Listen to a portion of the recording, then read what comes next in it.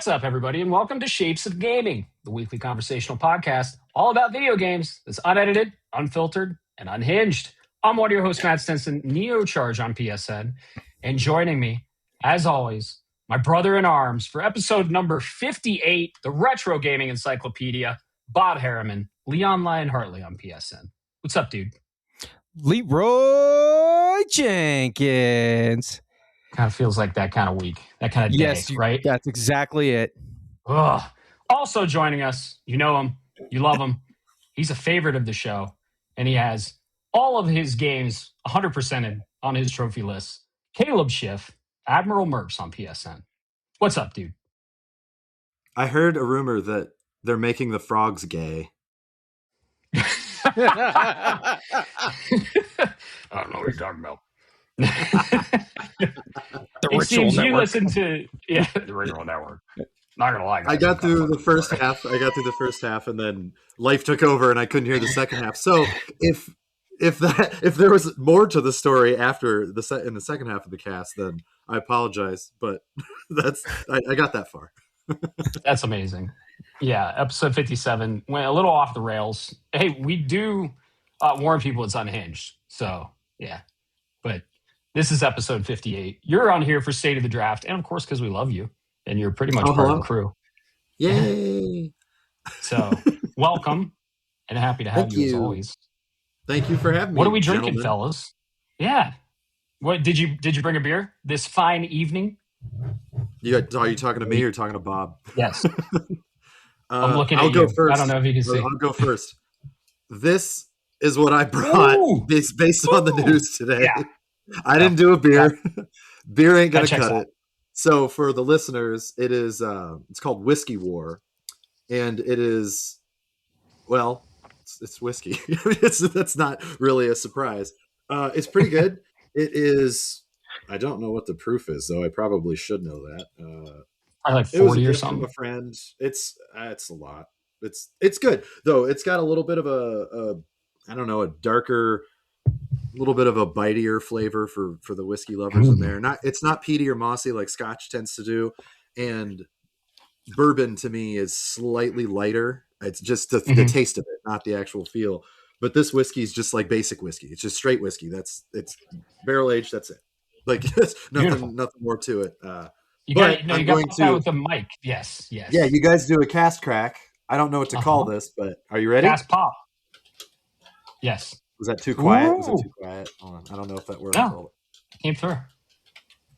Yeah. There you go. I did it again. Love that. And the pour. Dude. Ooh, there's the pour. Yeah.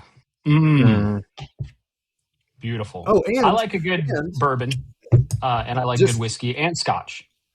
So to let the listeners know, there's another fun thing. The glass that I poured it in, I think I've talked about this before on the cast. My mom got me a gift of highballs that were Song of Ice and Fire, Game of Thrones inspired. Oh. So this one, I have Targaryen. the Targaryen with the three-headed dragon because burn it all to the ground. You guys will find out what that means later. But apparently I've become the Mad King and burn them all is all I'm going to say.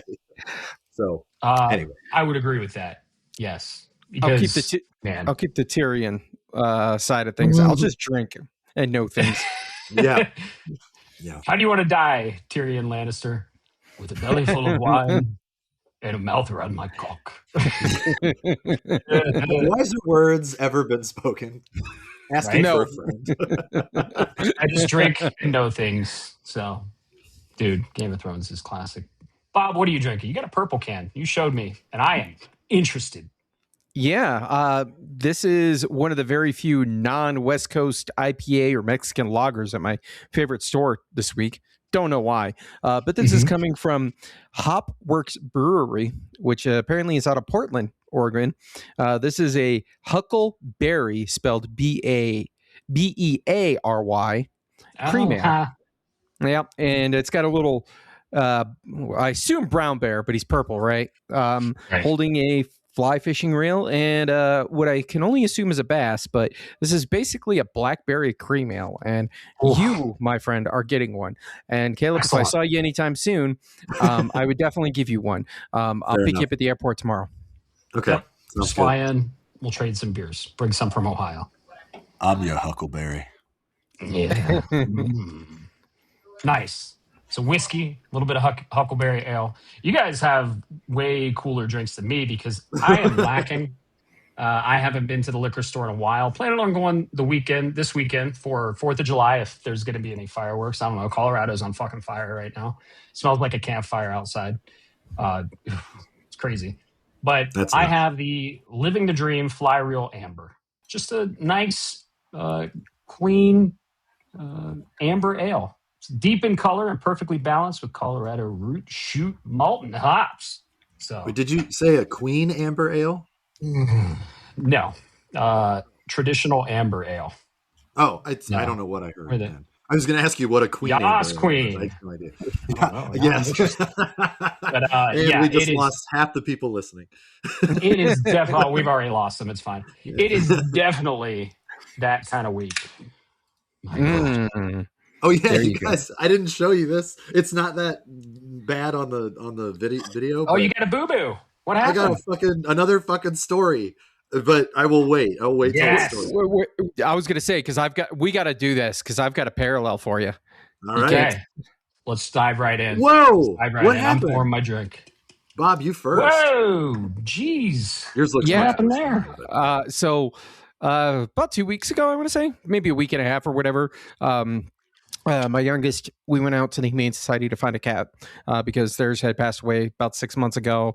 So I was like, I think it's about time. Let's go ahead and look. And well, needless to say, we brought him home. He's still learning how to be around the other animals and be in the house and settle. But I went to go help with something, and while I've got 4 other cats at this house, so I know what I'm doing. But unfortunately, this guy startles real easy and all of a sudden flipped out. I got bat claws all around my arms and everything. And the only thing that sucked the most is he got me right down the fucking vertical of my thumb, which is, critical for gaming. Right. And also happens to be the thumb that I used to badge in, so to speak. Oh, no. Of course that it is. Gnarly looking. How deep is that? For listeners, explain it in detail.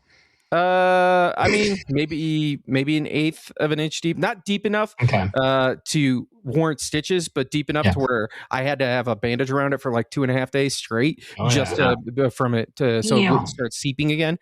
Yeah, fucking hurts. It looks like it hurts. Cats can be so vicious. I've gotten attacked once, and it was just a stray. I shouldn't have been trying to pet it. Yeah, you know what I have to say to that? That is spoiler free, but both of you will understand. Bob was attacked. All I have to say is Mew. Yeah. No, so your story is infinitely more manly than mine, by the way. Mine is this is relevant because of the last cast. If you remember, you guys remember what I bitched about in the last cast with Taco Bell, right? Yeah. Well, my last cast, the Great Bean debacle. Yes. So my lovely wife continues a couple days ago. Chapter 2. It is chapter 2, but only it's like a spiritual sequel. But you'll hear why in a second. The wife a couple days ago, she's like, you're doing your thing on Wednesday, right? I said, yeah. She said, what do you want to do? I'm trying to plan out dinner for the week. And, my mom's going to be here on Tuesday. And so we had all this stuff that we were talking about. We decided tonight, and I kind of joked. I said, I was in such a fucking terrible mood when the episode started last week, and I tried not to carry it over. But I listened, I listened to the episodes, and I listened to it afterwards, and I was like, Jesus Christ, I was unpleasant to listen to. So I apologize to you guys. I was fucking and I tried not to be, but I was unjoyful. Let's just say that. The story was funny. Like I still stand behind that being hilarious. But throughout the state of the draft and the rest of the episode, I was just like, God, shut the fuck up. You're a dick right now. So apologies to the listeners for that. That was on me. We had so many write-ins. They're like, why is this dude such a dick? I bet. What happened? He doesn't like bean chalupas. Anyway, So I called an audible and I said, how about we just like make some dinner here tonight? Like whatever it is, even if it's just like hot dogs and corn, 4th of July week, it's, whatever. She said, that's a great idea. We're going to have all this food. So we made hot dogs and corn and potatoes, whatever. Well, I am not a cook. For the listeners, they would know that about me by now, but I do try to offer to help, whether it's just shucking corn or quite literally getting the hot dogs out of the bag, just little things to make life easier. I sliced my fucking finger about, I don't know, 1.5 centimeters, which, I mean, it's the top third of my finger, my index finger, my left hand. The trigger finger. Fucking corn. I was shucking corn, and the fucking, the stupid husk just, I mean, it was a blade. And it was the last piece of corn. And naturally, of course, I mean, it immediately soured me because I was just like, God fucking damn it. I just didn't want bean debacle. I didn't want a fucking food story. And it bled like a crazy person. I was worried I needed stitches. It went deep. It went fucking deep. And it hurts a lot. I mean, I was right by the sink at least because it's too hot to shuck corn outside. Otherwise, I would be dead right now. So all this blood was going in the sink and I was just squeezing it tight to try to get it to, stay closed because I'd caught it right away. But I have to tell you, it burns and it hurts. It's like a super paper cut. If you've ever had a cardboard paper cut, fuck that noise. Apparently, corn husk cut is the worst possible way to cut yourself other than attacked by vicious cat. Oh yeah, so it's crazy. It's been a day, man. It's just been a fucking day. Just stuff. Have you ever ran through a cornfield? Yes. I should have thought. Because I've been cut up doing that before. Yeah. Mm-hmm. I've driven through a cornfield. Yeah. I mean, it's not legal. On set or just because? No, because I was a fucking asshole when I was 16. My oldest friend, my longest term friend, he and I are very good friends. He has a tattoo of corn husks on a field because of this incident where he drove his car through a cornfield. Oh my gosh. Shouldn't do that ever, by the way. Don't be like me. However, corn is vicious, dude. Cool story. Like his car was fucked. He was finding pieces of corn for weeks, and his mom strong. His mom was. Dude, stocks are, she was just on it all the time. So she'd like leave their place and she'd look at the Corsica. It was a Corsica. And she would just, God damn it, Kyle, what are you doing this time? And you're just like, I don't know. But it's very clear that we drove through a cornfield because there's just shit sticking out of it. Yeah, anyway. Damn. So I guess the corn finally got back at me. Got the last laugh. It ruined my left index finger. You're getting cat attacks and corn attacks. I don't recall being attacked by anything this week. Well, then you're not living, man. What are you even doing with your life? Bob and I are living. I was attacked by a fucking PlayStation this morning. Assaulted, actually. I think my senses were fucking assaulted. But yeah, dude, corn is vicious. The Midwest is full of corn. I'm from a super small town in the Midwest. We actually met in Ohio, Caleb. And dude, there's more cornfields than fucking people in the Midwest. And so you know that I'm not full of shit when I say I drove through cornfields because we had them up in the Northwest as well. Yeah. Everyone was always into cow tipping too. I never got that. I'd never tipped a cow once. And are you guys familiar with cow tipping? It's so dumb. It's very stupid. But and for our listeners, cows sleep standing up, and like people think it's fun to just run straight at them and just barrel into them, and then they just tip over like. I will say the only that's the thing. I have a problem with it because I do like animals. However, objectively, the sound that the cows make is hilarious. That's absolutely hilarious. It's just mean and unnecessary. Yeah. You know. We used to ran wrap dildos to mailboxes, and we'd put them up like a flag, like they had mail outgoing or whatever. We were engineers, man. We were doing some awesome shit. There's nothing else to do in the Midwest, so that's shit you do. You cut yourself with corn, you cow tip, and you put dildos on mailboxes. Putting them on mailboxes is diabolical, but I'll tell you, Caleb, when you're going through the training in the U.S. Military service, it's just a rite of passage. You have to open all your packages because they got to make sure there's no contraband. When you finally get the opportunity to go online, you go and you find a big 12-inch purple dong and you send it to your buddy via care package. Yep. I have to say that is the correct course of action. So congratulations 100%. To you who have done such a thing. That's amazing. Yeah. I mean, that's a different more... don't ask, don't tell, right? Sorry. Yeah. I don't believe you're allowed to ask me that, sir. Those dragon dildos. You ever seen those? I was curious one day. You're curious every day. I am curious every day, but not about dragon dildos. More about life itself. Well, not anymore. Yeah. He's an expert on dragon dildos now, so you don't have to be curious. That's true. He owns like 4 of them, right? Yeah. I have it on good authority. Yeah. I call one toothless. I'd call mine Bahamut. What are you doing? Oh, yeah. One's Zero, one's Neo. Yeah. One's Falcor. Right. What do you think they're going to call Bahamut in Revelation? Because we got Bahamut, Neo Bahamut, and Bahamut Zero, right? Then we got Bahamut Risen, Bahamut Rose. We're going to call him Bahamut Digital Only. And then I'm going to jump off a bridge. It's not hitting then. It's hitting after, so thankfully we're going to get Revelation physical. Yeah, I don't know, Rockstar. Anyway, I don't know what they're going to call it. Maybe Bahamut Complete, Bahamut Reborn. I don't know. I'm not sure. Bahamut Resolve. Remnant? It could be Remnant or something. I like that. That'd be a cool name if it had anything to do with.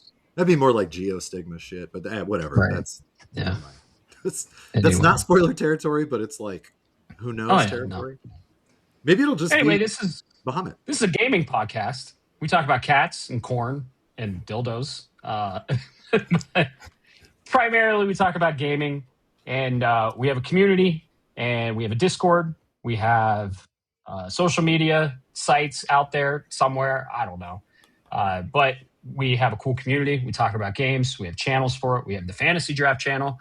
And we've gotten some new members. So welcome, those of you that are new to this crazy fucking circus we call Shapes of Gaming. We're always evolving. And if you want to be part of the community, it's really cool. We have a lot of cool people here. And Bob, Caleb, where can people find us? Shapesofgaming.com, my man. Where you can find all of your dirty little links. All of them are aggregated on that website, including the Discord. I learned last time because I wasn't sure.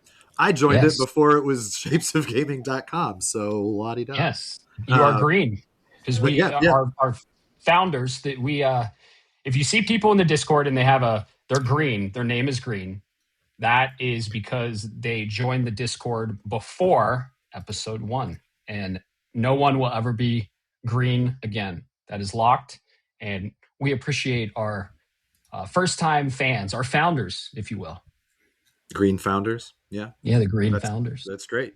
But yeah. It's triangle green, by the way. Triangle. Oh, right. Yes, it is. Mm-hmm. Does that hurt a little bit right now that it's triangle green? Just a little bit. Yeah, it literally hurt when I got the tattoo on my fucking arm. Actually, this is going to hurt even more. Please don't. You could take it away at any time, even after we earned it. You could just decide you're not this anymore. And does that hit close to home? You want to be a true PlayStation controller. Maybe you should just do that one day and take away our fucking color.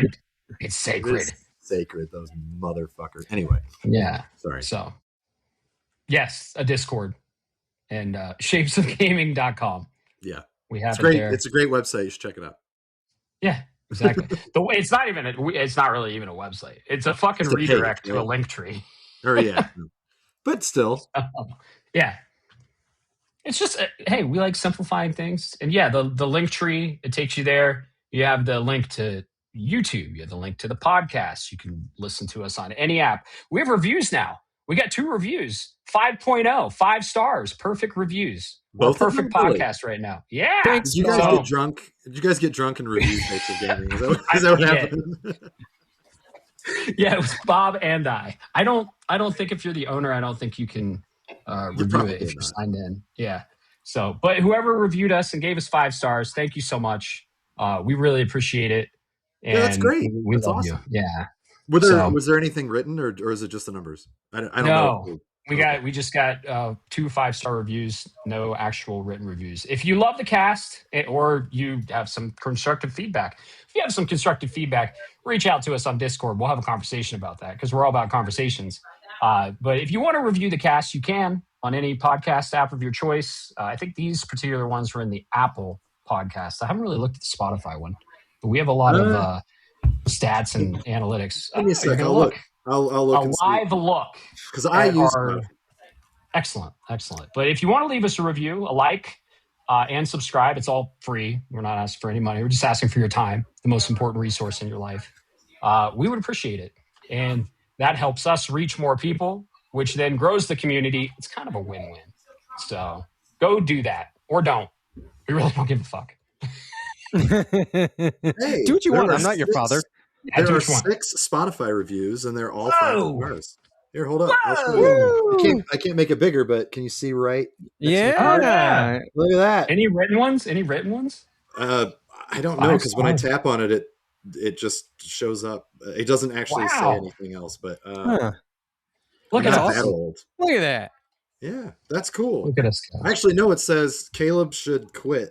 Oh, fuck. Oh. Sorry, guys. I have to follow the reviews. Yeah. It's been fun. I'll see you later. Damn, that's a sick burn. All because of... And it also said, I am the person that orders bean chalupas at Taco Bell. Go fuck yourself. 5 stars. Offended by that story. I'm offended by your existence. And you know what? That's your right. Good for you. Be offended. Exactly. Whoever's leaving the reviews, all of you, thank you so much. We really appreciate it. We like to be real on this podcast. It is truly unedited, and it is definitely unfiltered and 100% unhinged. So we kind of just shoot from the hip. We drink, we talk about video games, but you get us raw in your ears, okay? Unfiltered. So, yeah.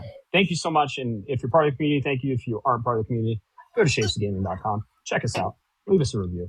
Do all the things. Let's get into the state of draft. What do you say, Caleb? Let's do it.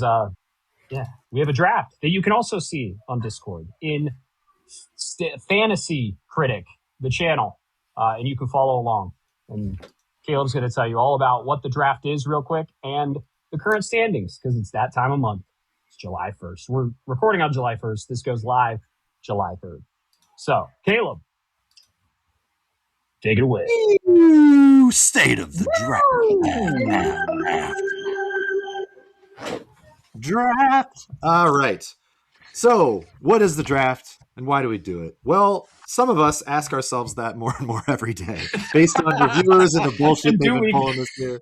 However, and do we care about it? Do we care? Well, hey, I'll stand by this. I was an asshole last time, but I do stand by the fact that things have just gotten so fucking weird. And with the news we're going to talk about later, it makes it even harder to get excited about something. But yeah, for now, we can get excited about stuff. The long and short of it is games come out throughout the year, or they get delayed, or they get canceled, or whatever. But much like those people who play those Yahoo real sports nerds that play fantasy football draft or fantasy, March Madness drafts, or even the World Cup is going on right now for soccer. People gamble on shit all the time. Our form of gambling doesn't require real money, at least not yet. But what we do, we draft games as they're slated to come out, or even aren't slated to come out. You might be able to take a gamble and say, I think this is going to come out later this year. And essentially they get scored by reviewers. Maybe, if you're lucky, this year reviewers just stopped doing their jobs. So who fucking knows what gets scores anymore. But once the scores are applied, we use OpenCritic for the fantasy critic.games. OpenCritic scores essentially give us points for the games that we all have drafted. So each of us this year got a total of 15 games. We drafted the first half, the beginning of the year, and then we get bid money, fake money, $100 a person. to bid on games as announcements and as things update and change throughout the year to fill out the rest of your draft. And the person who has the most points at the end of the year wins. What do we win? Well, last year, yours truly was winning and won and ended up with I don't remember if I said it on the draft or on the cast, but they asked me how I felt, and I said, "I'm king of all the lands. Bring me your finest meats and cheeses," and that's So we did. exactly what they did. They brought me some For fine meats Manifest. and cheeses and a little crown and scepter, which was very nice gesture. And I'm looking at it right over there. I don't want to wear it right now because the way today's Excellent. going, I would break the fucking Yep. thing, and I'd be real mad Yep. about that. So. Yep. But that's long and short of what the draft is. How does it work? Well, anything that's scored above a 70 on OpenCritic gets positive points. Up to the first 20 points, so if a game gets between a 71 and a 90, that would get 20 points. The 90 would be 20 points. 88 would be 18 points. You can do the math from there. Anything 91 and above is worth double for the 1 and above. So 91 would be worth 22. 92 would be 24, all the way up to a perfect 100, which would be 40 points per game as a potential. Anything that is below 70 is negative points. And I'll be honest, I don't remember the cutoff because most of the time we don't bid on games that drop below 60. I mean, not 'cause we're everyone's good. going to be a winner, but most of us don't make egregious mistakes like that. Like nobody bid on Mind's Eye when it came out. But I do know, I think 60 might be the lowest. I think you can get minus 10. I don't know that you can get minus 11 for 59. I'm not sure, but I've never seen it. Oh, you can. I've seen Oh, you foam can? stars get scored, and I it was thought at Foam Stars was a 60, wasn't it? I forget, or it was Concord or something. Someone had like negative 12. Holy shit. But, Yeah. well, are you sure that wasn't a counter pick? I'm sure. Yeah, I can Okay. look. Well, yeah, so whatever, but anything below 70 is negative. But there is a max. If you get a game that gets a 3, you're not getting minus 67 points. And I did not pick that number on purpose, even though now I'm glad that I said that. So, Matt, minus how many points? Anyway, so that's how the didn't even draft works. correlate it. I That's how know. much I don't care about it. I didn't see it either until I said it. But so we're going to talk about the games that came out over this last month and maybe some score updates and the like. So I'm just going to start from the bottom, make it easier. Mason, whose draft league name is "This is an Xbox and Why It Sucks," which I giggle at every time I see it. He didn't have any games release this last month. However, happy news for some of us that have been bitching about it. Our illustrious league manager, Matt Neocharge himself, finally input some of those scores for the games that were either questionable or didn't have enough reviews, even though there were reviews for it. And it was something we had agreed on in the beginning of the year, which is kind of annoying for him. So we're probably not going to deal with this bullshit next year. But the way that it worked this year, that was how it was discussed and what we all agreed on. So Mason finally got his Ghost of Yote Legends scored, which was sitting with the reviews available at an 83. So Mason ended up getting 13 points for that, which, points are better than no points. So good. I'm glad that that's sort of over with, and we'll check it again at the end of the year, but I don't think it's going to change. I bet you are. But that was it for Mason. And then next up here, we have Bobo, who did not have any games release this month in June. We did talk about Mina the Hollower, which was at the end of May. I believe we talked about that on the last cast, but that's the most recent thing that he had. The only real update for his is, again, scores were added manually, and one of the situations with me, Solasta 2, that was supposed to come out. We knew it was coming out next March, but we had the whole early access thing. I'm not going to go into that shit again. But because it's not coming out and it would not have been fair to Bob, I was not upset about it. It's just scored a 0. So he gets a good counter pick. He doesn't get any points for it, but he doesn't lose any points for it, and I don't gain any points for it. So it still is a net benefit for him, and not complaining about it at all. A net loss for me, because that's just if I'm going to get a counter pick picked against me, I would have been happier for Bob had it been delayed, but it was just a stupid bad luck all around. But good on him for picking the right thing. So That was a 0. So he didn't gain or lose anything. That's really his only draft update for this last month. And then we come up to Matt, who had 2, potentially 3. We'll talk about the third one in a second. Great picks. I'm not going to lie to you. The Star Fox one, I was a little disappointed for you in the score. Me too. I thought it would score a little higher, just Me because Star Fox is such a good game. Like the original on 64 was so good. I don't know. The if remake's people awesome. were I played it. afraid of the fluffy character models. I really don't know. Again, it's one of those where reviewers just assholes. We have found out this year that a lot of reviewers are just all over the place and they're inconsistent, and that's what bothers me the most. I can take a game that I draft getting scored poorly if it deserves it.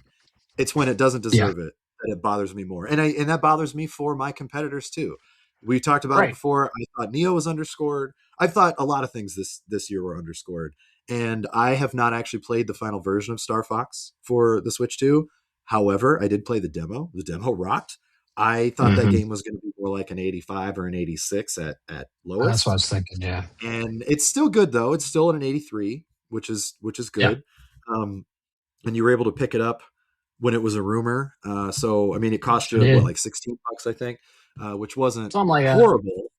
But I will say, I think it would have gone for more had it been announced. I think more people would have bid higher because Star Fox. I mean, I would have thrown more money. I think I threw like $5 at it because the rumor mill. I don't like following the rumor stuff. Never know. That's just me. Risky. I will do it, but I just So I like taking risks. So it was a little bit of a bummer that Matt only got 13 points for that, but it's above an 80, so it's great.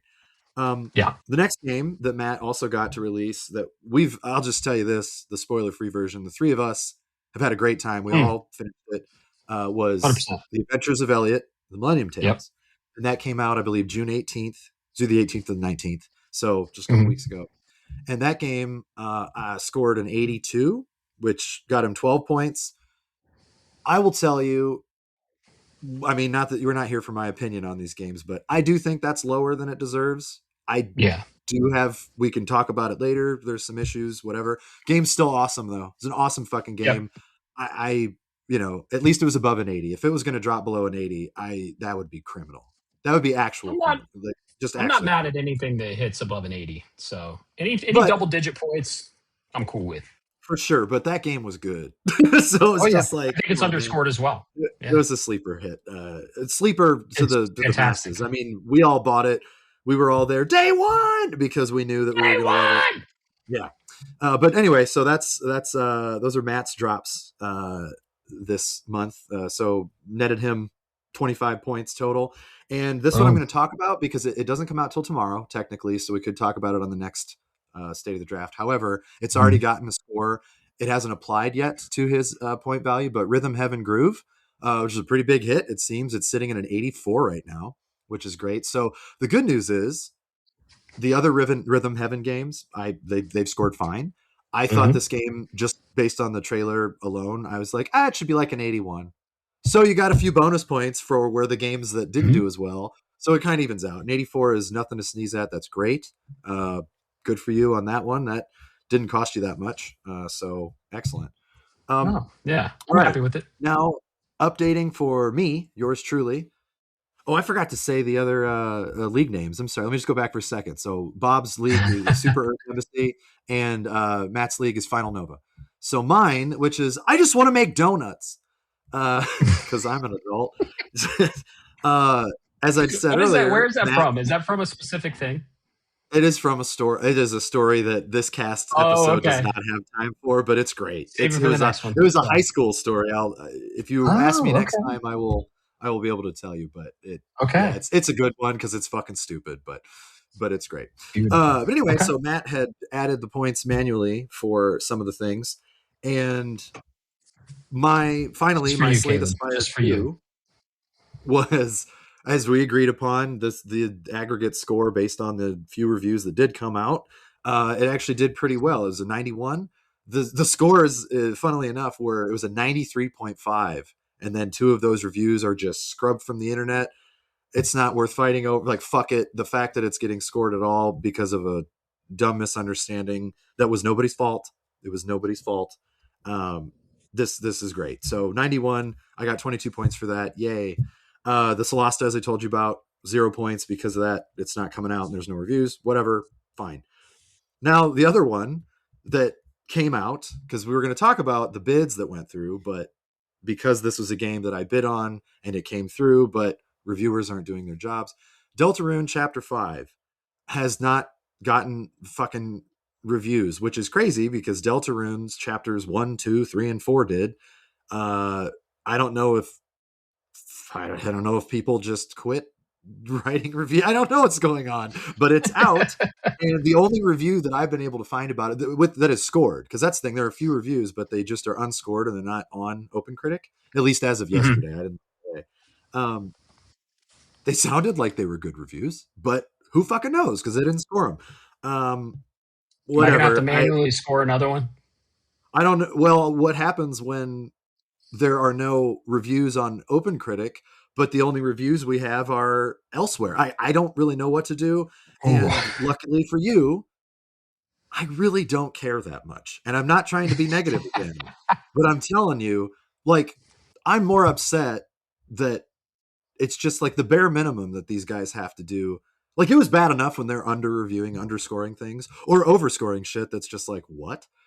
But when they're just not reviewing, like, this is literally your job, and that's how Fantasy Critic works. Yeah. So that's annoying to me, but whatever. It's fine. We'll see how it For shakes out. For what it's worth, Chapter 5's fun. It's good. So, like, whatever. That's what makes me happy, is when we can all play the games that come out, and that's what it's all about. That is where I feel like we win. So no score for me there for Deltarune Chapter 5. It's still sitting at question marks. So whatever. And last but not least, Burrito Supreme, your grandpa's favorite Gooner gotcha game himself, had Dave the Diver in the Jungle that came out, which was a banger. That came out either the same day or the day before Elliot. And that is sitting at a 92.5. So he got 25 points for that, which was fantastic.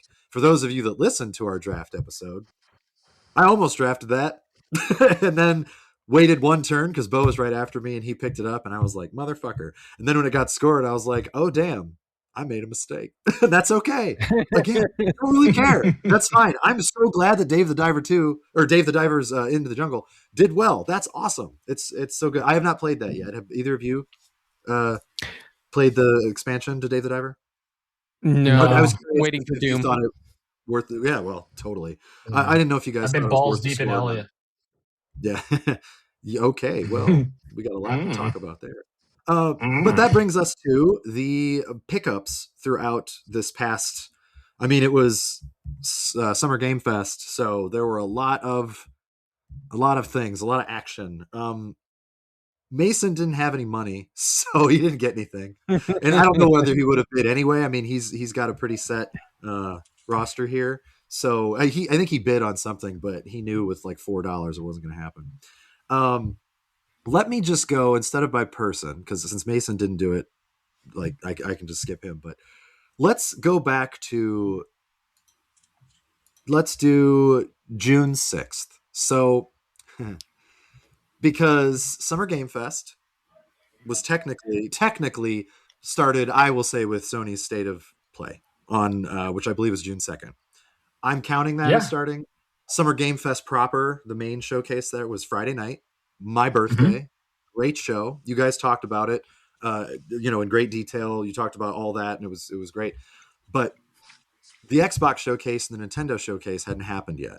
All right, so we're just dealing with State of Play, the Summer Game Fest proper, and then a few of the announcements, if they were relevant, Saturday with the smaller little guys. And there were a handful, but most of them were repeats. So with that knowledge in hand, Bob and I both bid on Star Wars Galactic Racer. Bob bid $5. I only bid $1 because I was trying to fill out empty gaps. I mean, I do believe in the game. I think Bob got I think that game's going to be awesome. I think it's going to do great. And we've learned more since then that it's a little bit of a roguelike, which is awesome. Awesome idea for a racer. And I can tell you, for you Star Wars nerds, this is technically a sequel to Return of the Jedi. It's the first one that is officially like after Return of the Jedi, but before Episode 7, before The Force Awakens. Now, The Mandalorian takes place there too, but The Mandalorian's like an offshoot side story situation. Not that this isn't, but this is going to be dealing with the fallout from. I mean, I'm gonna spoil Star Wars, guys. I'm sorry. Order Spoil the original trilogy. The fall of the Empire and the potential rise of New Order and stuff. So it's a cool idea for Star Wars lore fans. But the game itself also looks like it could be pretty damn fun. Whoa. This is actually canon, truly sequel? Well, as far as we know, yes. I don't know that like Disney themselves, Lucasfilm and Disney have not come out and said, this is an official sequel. But it takes place following those events directly that we've never seen blow up before. of second Death Star. Oh, gotcha. We've seen indirect stuff. You know, like the Mandalorian would be the outside, the outer rim and such that how are people recovering? Well, the bounty hunters didn't really get affected that much, except Boba Fett. They were like, he died or whatever. Oh. But this is like, oh, the Emperor dead. Things happened. Let's go. So that's kind of okay. cool. All right. I'm a Star Wars the game looks good, but when you say that, I'm worried now Kathleen Kennedy's just going to pull down her pants and take a big shit on this project, and it's going to end up crap. Yeah, I mean, say what you will about the Mandalorian and Grogu. Dave Filoni knows how to tell stories. I personally, I didn't like the Mandalorian and Grogu as much as other Star Wars films.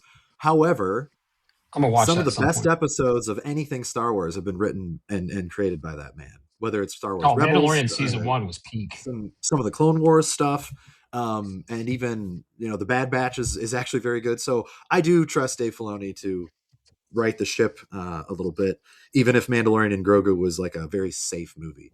This is not a podcast talking about that or Star Wars. I apologize, but just get excited. I think Star Wars Galactic Racer is going to be pretty fun and pretty good. So good on you for that. Awesome. It does. He ended up dropping Dragon Quest 12 Beyond Dreams because fuck ass Chad. But also Chad. It's not coming out this year. So no, it's not coming out next year or the year after that. Or it's never released. Hey, fun fact, it's probably not coming out physically ever. Yeah. The collector's edition for Caleb. The good news is I'm about to save a shitload of money when I am just a useless person after this takes effect. But the next bids that Saturday I did another one. I did Star Wars Zero Company, also $1. I threw a buck at both of the Star Wars.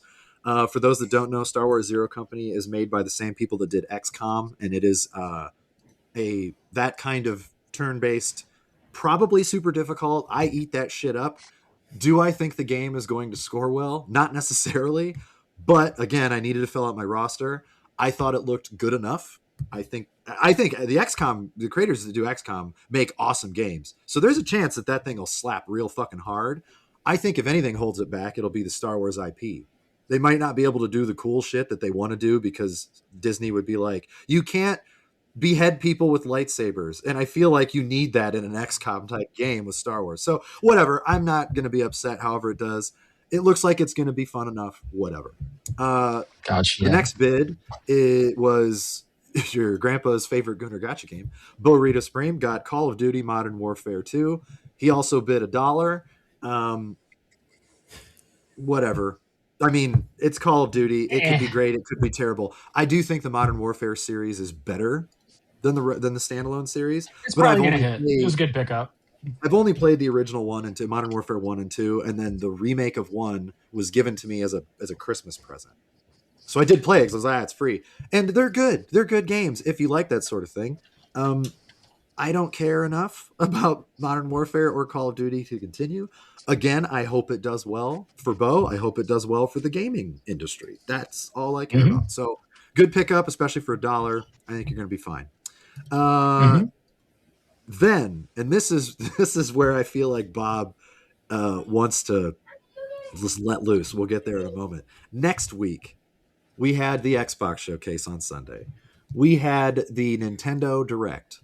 Now, you already heard these gentlemen talk about these games in great detail, so we can skip over all of that. But for those of you that have listened to me long enough on this cast, you know that I am a huge Final Fantasy fan, huge Square Enix fan, and I mean, basically like a borderline simp for this shit. So I had one of the best summer game fests ever between Final Fantasy VII Revelation and Final Fantasy Resonance. I just like, yes, please. And the, just all the things were great. It was really good. And then the other games that I care about, but so June 13th was that Saturday following the Xbox and the Nintendo showcase. First and foremost, I just have to say these guys underestimated me. That's fine. No, that's the long-term game plan for Caleb. No, there were plenty of things worth bidding on. Absolutely plenty of things worth bidding on. And we knew you were going to get this one. It was more a tiny amount. I had to put my hat in the ring. I knew of course. Well, yeah, why wouldn't you, right? But one of the things that people who listened to this last year and know that last year, I had a lot of money left over at the end of the year as well. And so they had picked on me for like, how the fuck did this guy keep like $58, whatever? Well, I don't remember the exact number, but whatever. And so I had more money than anybody else. So I was like, I could just bid like $85 and get it. And I'll be honest with you both, I thought about it. Just being like, fuck it, let's go. Let me just get the one that I want the most. and because I really don't care. I want that game on my roster. Even if it fucking flops, I want it on my roster. Right. No, that's not, that doesn't mean I would do that for everything. But I know things about Final Fantasy Resonance from the gacha game. I was very excited anyway. But so Bo, you had to get it. And Bob they were my best competition as far as finances were concerned. They could bid high, basically, right? Hey, I mean, you got your Star Fox, you got your Zelda. Like, I wouldn't be upset about that. But there was a lot of mental math that Caleb decided to do. And I will, not to toot my own horn, I was very proud. I feel like I've won just off the bidding. I don't give a fuck if all my games get a 0. I don't give a shit. I was just so happy that I outbid them in the most like appropriate way ever. And I know that stung. It had to sting. Maybe not for Bo as much, but I know for Bob it did, because Bob is also a huge fan of the HD 2D engine. He loves the Octopath games. He and I will talk about them ad nauseum if we could. We don't, because we want you guys to be able to go to sleep. But we love them a lot. So I knew that Bob was going to be all up on this too, because also it looked good. It looks so fucking good. So why wouldn't you bid? It does. But anyway, so to tell you, I'm telling you all this because I'm going to tell you multiple things of information at once. Bob and I all bid on Deltarune Chapter 5. I'm not going to tell you what the bids were yet, and I'm not going to tell you who won, even though you can probably guess, until after I tell you this next part. Because it was really like just the icing on the cake for anger management. Bob, Bo, and I all also bid on Final Fantasy Resonance. Matt did too, and I'm not discounting it, but Matt couldn't beat us. Like, he didn't bid a lot. So not that you're not part of the story, but it is way funnier because Bo and Bob both tied bid $40 for Final Fantasy Resonance, which is huge. Again, we have $100 for the whole year, so 40 is a big bid. It's not the biggest bid because Mason is in the draft, so that dude just spends like there's no tomorrow. And I really hope for his sake that Canna drops this year. I really do. I mean, it sucks for the timing because there's a million games, but he spent a lot on that game and he deserves to get some fucking points for it. But yes, anyway. I'm going to be honest with you right now. When I was doing this mental math, I thought for sure, and I probably shouldn't be telling you this, but I don't care because it's whatever. I thought for sure Bob was going to bid 42 because Bob's a Hitchhiker's Guide fan, and 42, I could see him being like, that's a magic number. That'll win me this. And I could see Bo outthinking him and bidding 43. Which is why yours truly came in at 44 because I was just like, I don't want to lose all my money. So those two both bid 40 and I got it with 44, which was pretty great for me because I mean, it was close enough where I thought about bidding like 56 because like that would beat Bob no matter what, but it wouldn't beat Bo. You know, there was a lot of that going on in my head. And I thought, I was Charlie in the GIF. I really was. I was like calculating this shit. That's amazing. But you don't care. I don't care about winning or losing. Just fucking I don't. I mean, I don't. I care about the fucking games, man. That's what we should all care about. Unfortunately, we care too much sometimes. But anyway, then the icing on the cake, it really was, because I was like, I almost bid $1 on Deltarune the previous week, and I was like, I don't want it to be announced and then say like March, and then immediately have a drop taken away. I don't know. I didn't expect it to be dropping as soon as it did, so I was like, fuck, I'm going to bid on that. I was like, I bet other people are going to bid on this too. Mm-hmm. I had a bid in for $12 for the first day, and I was like, that's not enough. Everybody's probably going to go 15. I'm going to do 16. Well, I am happy to report that very, very similarly, and I didn't think about this as much as I did for Final Fantasy Resonance, but Bob had a bid on Deltarune for $15. Bo had a bid on Deltarune for $15, and I had a bid on for 16 and won that one as well. And both of them hated me for it, and they're justified in hating me for it. Except now they probably are happy they didn't, because there's no fucking review scores, even though the game came out last week or week and a half, whatever it happens. But that's why I say I was quite proud of the bids that week. It was nuts. And then the other things that happened, Matt ended up bidding on the Rhythm Heaven Groove that we talked about earlier. He paid 11 for it. Yes, sir. Right now, 84, so it'll be 14 points if that holds, which tomorrow I believe is the official release date. So that's great for $11. Absolutely, yes, please.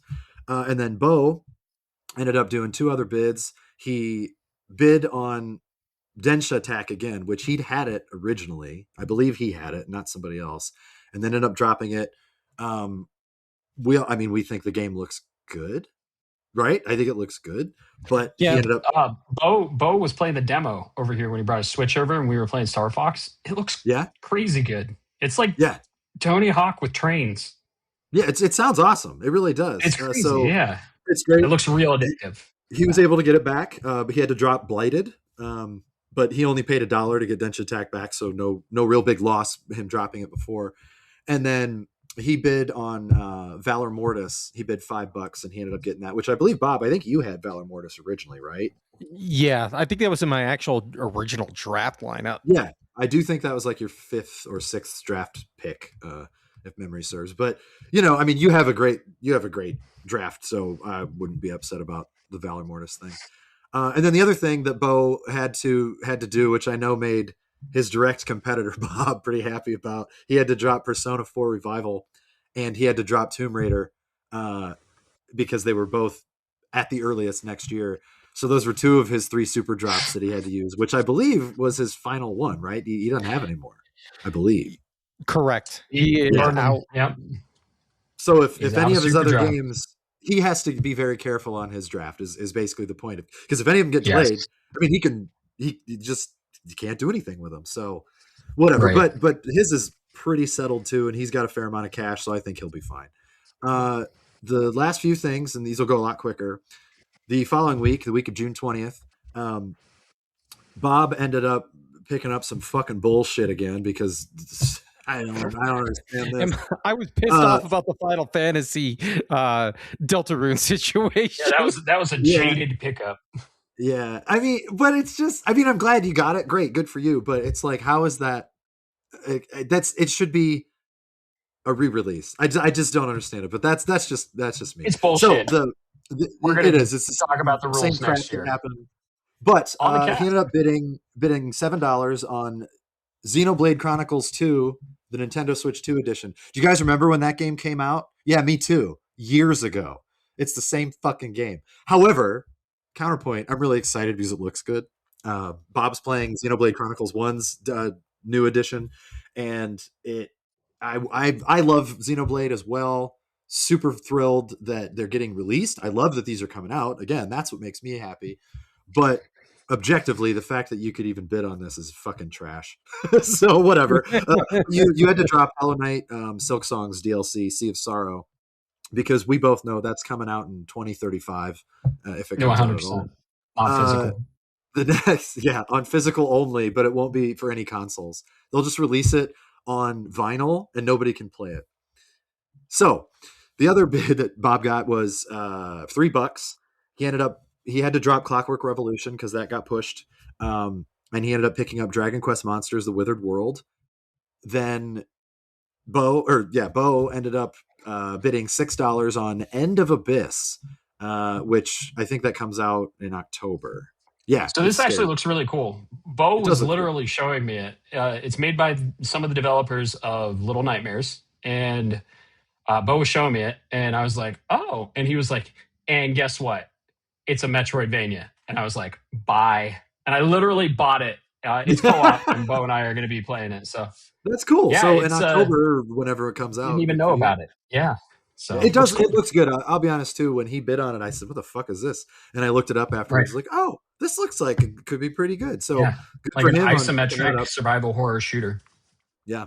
And then the other thing that he ended up bidding and winning was Planet Zoo 2. He bid $2 on it. He did have to drop Enter the Gungeon 2, which was one of his original drafts. So I bet that bothered him. But the fact we haven't heard a fucking thing about it, I mean, there's always a chance that it comes out. Say bet. He Yeah. and Bob have money though, so they can, they might be able to bid on it if they chose to. I don't know that Bob needs to bid on anything else based on his draft. If I'm being He's honest, sitting pretty. I don't think he Yeah. does. So whatever. And then the last thing, which just happened a couple days ago, Bob ended up for $3. He bid on EA Sports College Football 27, which wet fart noise. I'm just kidding. I'm sure it's gonna be great. Yes. Oh wait, that's baseball. That's baseball, It's but I basketball, wasn't going to isn't say it? anything. Football. But he ended up dropping Dragon the Quest balls. Monsters: The Withered World. So Yep. that was. I did want to ask you, what were you just not feeling it? Was it coming out too late? Like what? Or did you just think the college football would be better? So DQ Monsters is an amazing series. It's a Matt ass game, right? Like if I had to say, yeah, Matt would like it more than us, I think. But traditionally, the Dragon Quest monsters are kind of like the weaker of the series, and they don't score as well. But then, if you look at the scores and I was just digging through the database, seeing what was there, and then I dawned on me: EA Sports College Football. I'm not going to play it, but people are, and they're going to review it. And the last couple have been mid 80s. I think the highest one got to 85 or something. Yeah, I think it was like 84 2 years ago, and then an 86 or an 87 even. It was 86, I think, last year. So I think you're going to be fine. Yep. It was this is probably going to, I feel dirty because it's a sports game, but Hey, sports games, they have their place. I respect sports games. And the fact that college football came back swinging, that's awesome. So good for you. I was actually more surprised because I would think that would come out in like August. and when I was looking at it, I was like, oh, that's a little later than I expected, but whatever. It says, or a little earlier, excuse me, July. So it's coming up real soon here. But I thought that those usually came later in the year, and it's a prime time to get them though, because it gets people hyped for college football before college football is on, so they can play college football and then they can watch college football a few months later. Not that anybody cares about that, but yeah, it'll be good. So the last little bit of information, I'm just going to go through the updated scores. And again, these scores will not include my Deltarune Chapter 5, nor will they include Matt's Rhythm Heaven Groove. But these are the current standings right now. Burrito Supreme is currently in 5th place, but he's only had 3 games released. He's got 56.8 points. So for 3 games, it's really, really good. Do not discount the fact that he's in 5th. That is temporary at best. He is projected to be in 2nd place with 167.05 points. And he currently has the highest budget remaining right now of $50. And then in 4th place currently is Mason with 64.47 points. He has 7 games that have released, and I don't think that includes the Ghost of Yote. No, it does. It does, because it wasn't including that before, since it was a manual update. It was just saying it wasn't released. So it does include it now. And we've talked about this before. It's kind of a bummer. He's had a bad year with some bad luck with stuff. So like his God of War didn't score very well. But he's not projected to be in last. He's still projected to be in 4th place with 150.56 points. And he has supposedly 8 games releasing. I know at least half of them are. I don't know. Kana's the big question mark. And I guess the Blood of Dawn Walker and the Dust Bloods, we'll see how they do, but hoping for him. And then he's got $4. Yeah. I'm hoping that the games come out and the games do well for the games. Let's say. Oh yeah, dude, In Kana, very excited. current third place is Matt with 73.48 points, but he's only had 6 games released, so that's pretty good. And he's projected to score third with 166.82 points, which is just barely below Burrito Supreme. So those two could be 0.17 points projected. but projected. So I know project. Yeah. it's I'm coming for you. It's no, it's 0.23. Something. 0.23 now. 1.166.82, 167.05. But those fluctuate all the time by micro point values based on current reviews. So it could be because of your game that comes out tomorrow. They might be the projections might change because of that. So but anyway, and then in current second is me with 80.62 points. Only 6 games released, but the Solasta 2 is not coming out this year, and no reviews are coming out this year, so that's why that one is gone. But I'm projected to be in last with 149.23 points, and I'll be honest, I do think that's a little lower just because of things like projections Halo. are hit or miss. They really are. Projections They're are usually wrong. But for me, it really just depends on if a few of my games come out. Witchbrook, Order of the Sinking Star, At Fate's End, Eternal Life of Goldman. I took huge risks, huge swings at the beginning during my draft because, and I'd said this then, like I won. I just kind of want to see what games might do great that other people might not bid on. And Witchbrook was one that I kind of saw early and thought, let's take a chance. I'm hopeful, but it's July. Chances of it not of it coming out are a lot lower, a lot slimmer now. I know that. Right. I'm not mad about it. Whatever. But so yeah, those are projections for me, and I have $26 budget left. And then in first place, absolutely killing it, is Bob with 115.71 points. Now he does have the most games released, but doesn't matter because his games have scored really, really well. He doesn't have a single negative, which is good. And his lowest scoring games, he's got 2, a 5 and a 6. He's got 76 and 75, but the rest of them have all been double digits, and they've all done really well double digits. So nothing to sneeze at there. And he's projected to be in first with 182.74 points, and he still has a budget of $44 left. So if he decided to drop Marvel Tokon and just tell me and not tell Matt, I would get it for because I made him buying the game. I believed in that game from the beginning. I'm really glad that he was able to draft it. I mean, yeah, I didn't get it. That sucks, but I'm glad somebody did. That game's going to be fucking awesome. So especially really after the last team that got announced. Oh yeah, that's great. Yeah, you've got some heavy hitters left on here. Even though you got the bullshit with Super Mario Brothers Wonder and Xenoblade Chronicles 2. Like those are bullshit. They're bullshit, but they're still good games. So you've done quite well on that. And your other draws are very, very good. So you're sitting pretty. But other than that, just some upcoming releases real quick. Bob ended up getting Doom the Dark Ages. He had bid on that and got that. The DLC comes out next week, and it's going to be great. Matt is very, very excited. We're all very excited for this, but Matt especially because it's on his draft and it's one of his favorite games ever. Assassin's Creed Black Flag Resynced also comes out next week. That's going to be fucking dope. Like I said earlier, it was a pickup before announcement too. Yeah, but it was rumored. Like it wasn't rumored. Like, but that's like, I don't know. I feel like that's not cheating. It's not cheating, but it's just like, come on. I just think the rumored shit has gotten out of hand, but that's just me. And I'm not saying necessarily for the draft. I mean, in general.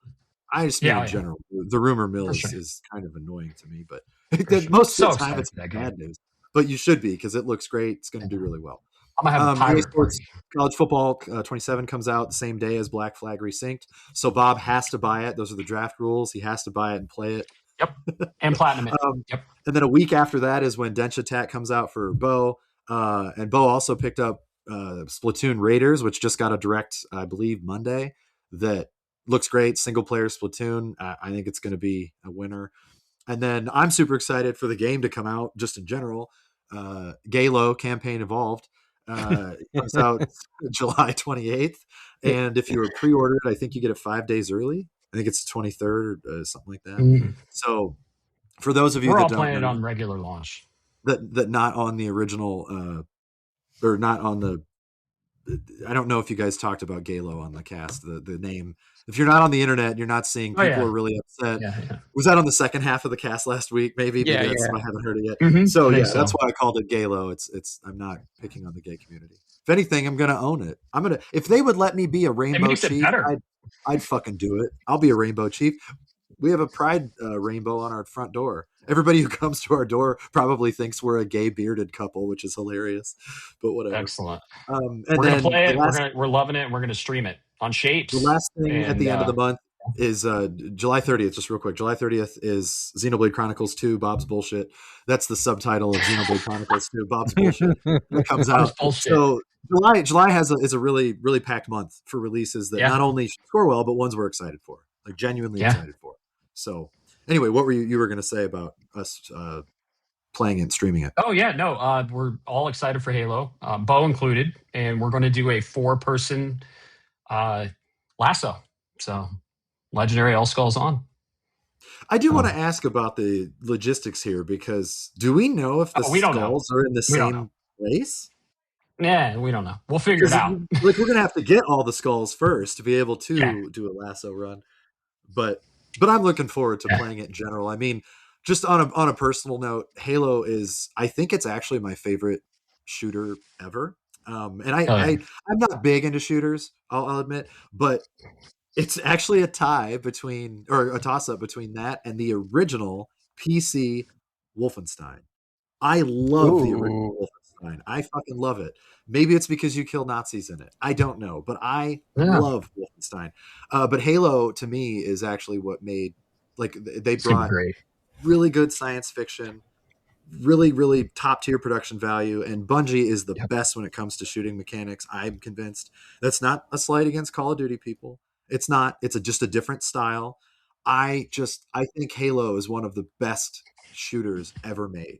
So the fact that we're getting it again and it's being upgraded to today's standards and made for 4-player co-op, because the original was just made for 2-player.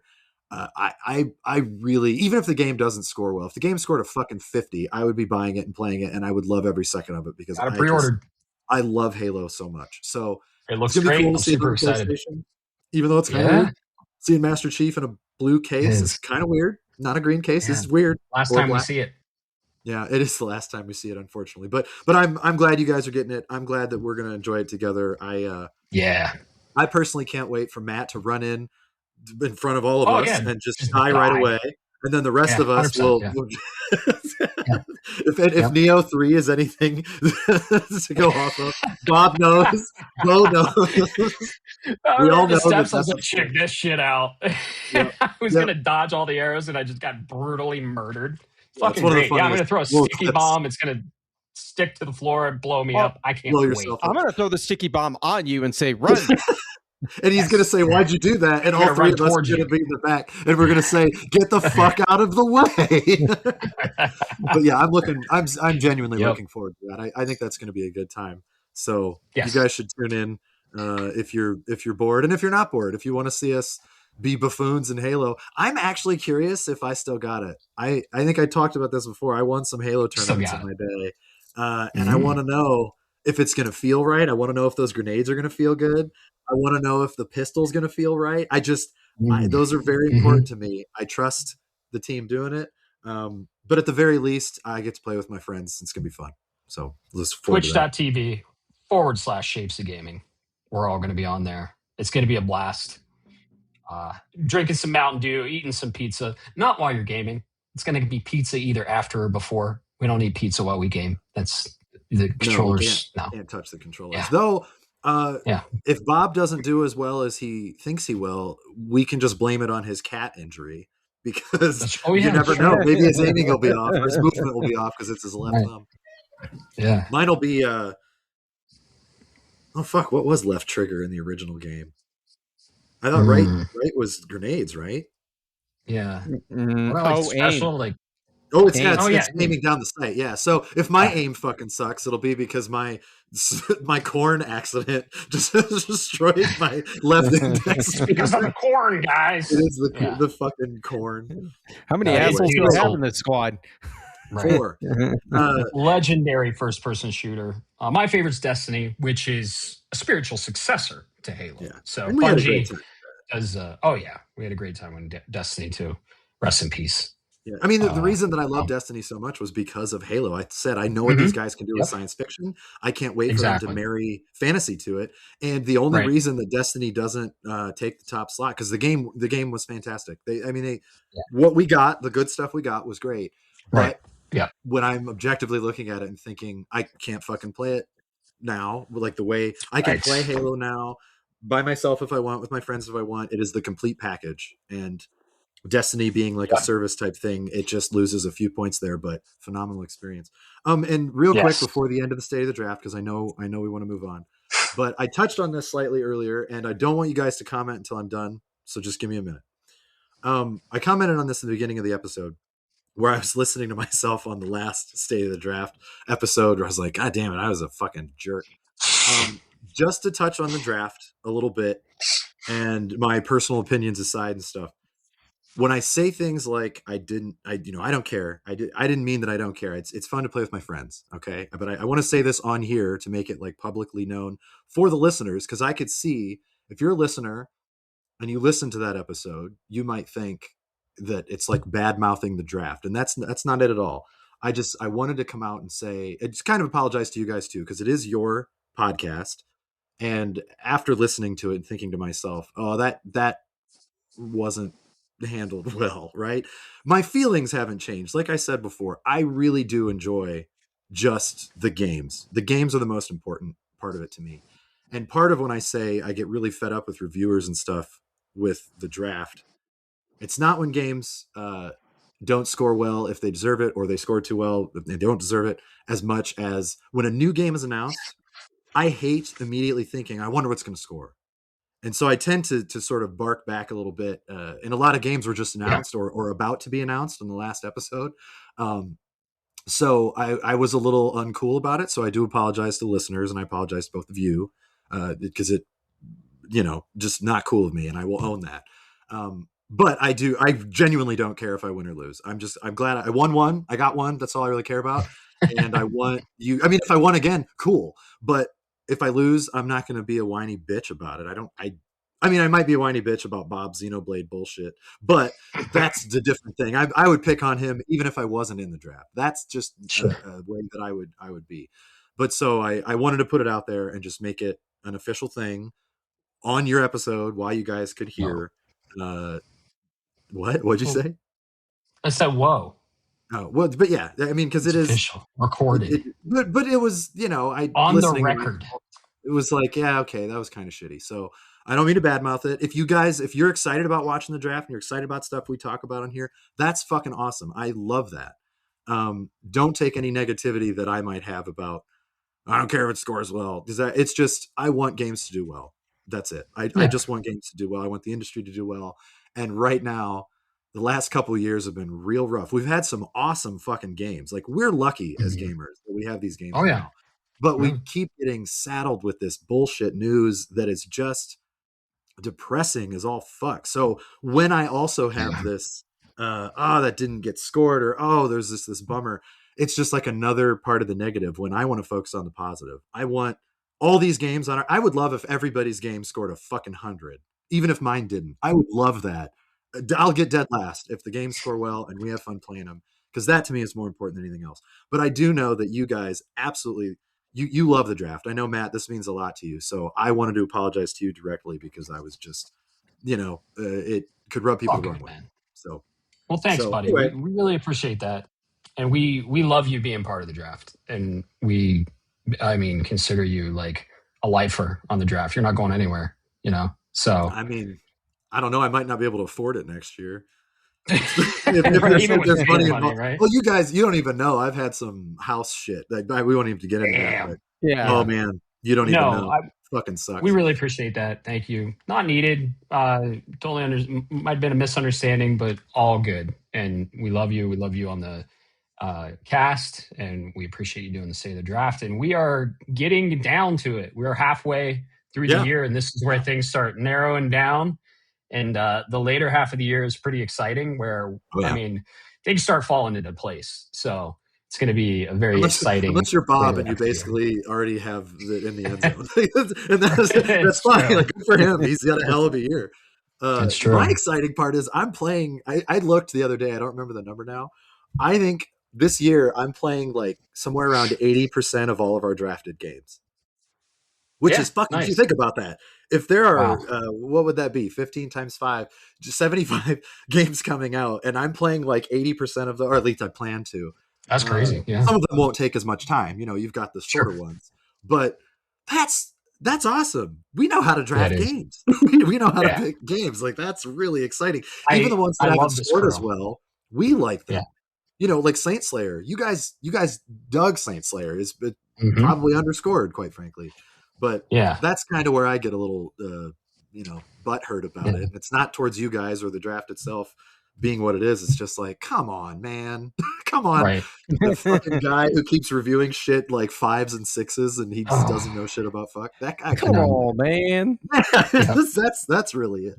So, it is, but that's been the state of the draft, right? That's the state of the draft this week, or this month. It is a struggle with the draft, just like you said. Like, I don't really care about the number either. I hate an arbitrary number on a piece of art. Art is subjective, and we, stress that here on the cast, and someone can see a game differently. I don't even really like the game award voting because I think art is extremely subjective. It's just fun for the announcements and stuff, but that is something I struggle with the draft as well, because we play this game that's based off of the arbitrary scores on a game that we may think is better or may think is worse. Who knows? But the scores on games, if you're like, oh, I think I want to play this game, you go look at the score, it's low. No, I hate that. That drives me crazy. That does, and that's kind of where I get angrier with, like, Elliot. I'm going to say this, and I'm not going to call my friend out because we're friends, and I'm not going to do that to him. But I was telling him, because he's like, "Oh, what have you been playing lately?" And I said, "The Adventures of Elliot, dude. It is so much better." Because he's a guy that reads the reviews, and I know, like, money's a little tighter for him, so I get it. He has to be more picky choosy, understandable. But he's like, oh, it has, and I'm not making this up. I'm pretty sure he told me a 67 on Steam. I'm not saying that just to troll you, but I'm pretty sure that's the number he gave me. And I was like, what the fuck? That is a criminal review for The Adventures of Elliot. And you talk about art being subjective, which is a very important thing. And I've talked about this before when I review games myself, I mean, personally and to my friends, I try to take subjectivity out of it for a score. But I'll tell you right now, I liked Elliot more than the rest of the world probably did, other than you guys, because I think we all did, yeah. But I do think the score is, I think it's like 2 points lower than it deserves. I think it should be just objectively with things like pacing, whatever. But I still think it was underscored at first, and then that score came up. So I was like, okay. But my friend wouldn't even. He was like, oh, well, I read on Steam that you can beat it in like 20 hours, 15 hours, whatever. I don't remember what he told me. But he's like, and it scored that low. Like, I'm going to wait for it to come to Game Pass. And I mean, you can imagine how that reaction was for me. And I said, then we're never going to see games like this again. This game is better than that. And if you're asking me, you obviously value my opinion enough that maybe you should listen, because I've told you I have a decent enough track record. I'm not perfect. Nobody is. But I think he would love this game. He loves Zelda. He loves Square Enix. What more do you need to know? The music is fucking killer, and I'm the music so good. So he ended up not getting it. And when I finished it, I did send him a screenshot. I have my 3 save files with different times. Yeah. And I don't remember exactly. I think it was close to 30 hours for me. Maybe like 9 to 31. Mine was like 36. But I sent it to him and I said, because the first one was time to finish. The last one was time to plat. And so I told him that the last one was the 31 or 29, whatever. But I said, even if this isn't long enough for you, this is a solid fucking game. Like 25 hours or whatever it was is an absolutely amazing experience for this style of game. If you don't like Zelda and you don't like Square Enix, stay far away from it. You're not going to like this game. But if you do, give it a chance, right? And that's the kind of stuff when scores can dissuade people from buying. That's why I get so mad, just like you, at reviewers when they give things like a 3 out of 10. And I'm thinking that don't deserve it. If they deserve it, well, that's a bummer in its own right. But God, when you're just not being consistent, and you're not giving the game its objective viewpoint for people to then add their subjectivity to it. That's kind of my hang up. And I don't know, Bob, do you feel the same way about that stuff, or does it just kind of roll off your back? You seem like a more chill guy with stuff than I. Get real mad about things like that, which is childish, and I admit it, but whatever. It honestly depends on the game. Because Call of Duty can have the worst year ever, and it's still going to sell fucking more than Elliot will probably sell on its lifetime sales, right? Sure. GTA, people can call it a 9 or a 10 out of 10. Yeah, objectively, I'm not thinking it's going to be that, but it's still going to sell 50 million units. In this case, specifically for Elliot, I'm really sad about this, because this is a new IP. And it topped the number, like in its first weeks of sales, it topped the #1 charts in Japan, which is awesome. That made me happy. But it depends on the game, because who's the publisher? Yeah. Square Enix. And you can't fucking apparently please Square Enix unless your name is Cloud Strife. So I don't know what to say. And even then they're like, oh, it underperformed because not every person bought 17 copies on this planet. Like, what the fuck, Square? And so when you have a game like that, I hear exactly what you're saying. It's a major concern that we're just never going to get stuff like that, because they don't take chances and they don't have realistic expectations. And some of it is reviewers. I love that it exists. It exists, because it's a gem. It really is. That, and at the end of the day, you saw some of them, they review 7 out of 10. I'm telling you right now, a 7 out of 10 is Hell Is Us. Great game. Yeah. Just nothing to write home about. Elliot, we could have a spoiler cast on. So I'm a little personally jaded about it. Yeah. And I'm glad to hear that. I'm really glad that both of you liked it as much as you did. I actually, again, because I do try to stay as objective as possible, I thought, man, if we ever did a cast, or if we talked about it at all, you guys might be surprised that I would score it lower than you would. But it doesn't mean it's bad. That's not it at all. I personally loved it. I loved the majority of the time that I was playing it. And I'm glad that you guys did too. Picking it apart in other ways, it's like, it's not a perfect game, but there's pretty much not a perfect game, with the exception of maybe Super Mario Brothers 3. That's like the closest thing I can think of that would be arguably a perfect game for its time. But the reason I bring this up, the reason I bring this up is because I mean, you guys like your segues, but now that the state of the draft is over, I don't know how you want to do this, the news cycle stuff of the last week. You like to do your positive sandwich. you like to do that.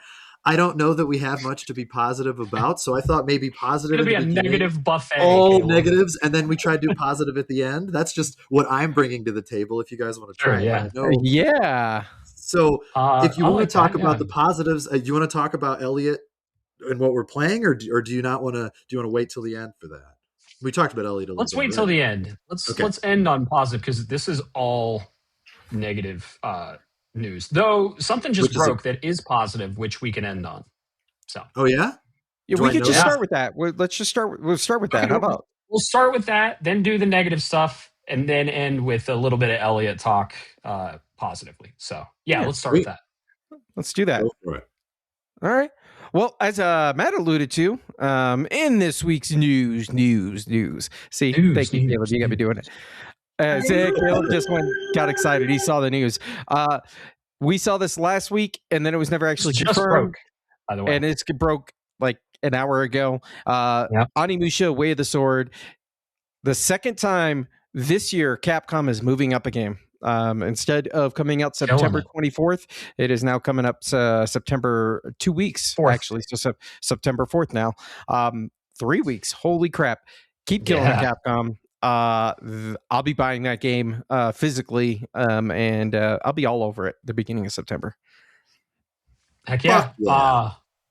I probably won't, because unfortunately there are some games before and after it. Still, there's so much coming out, but I'll try. We'll see how long Beast takes. And then I'm gonna play Metal Gear Solid.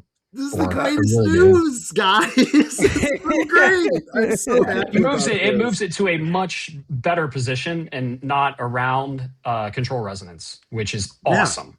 So, Yeah. and it's a good move on Capcom's part. It The really only is. thing And it's that very, sucks, very rare that you see a game get pushed up.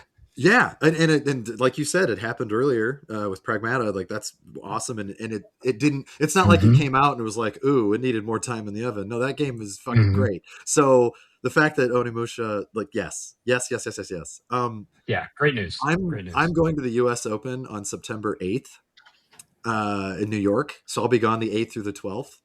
Which, I mean, I'm really excited about this. So whatever. Sure. I will be able to play Onimusha right before I leave. I am very happy about that. I don't want to rush it because when I get back, Wolverine is right next door.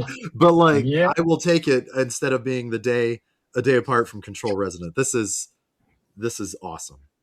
Plague Tale Resonance I can beat hopefully in like a week, and then I'll get onto Onimusha. Like, fuck yeah, that's exciting as hell. Yeah, all the resonances.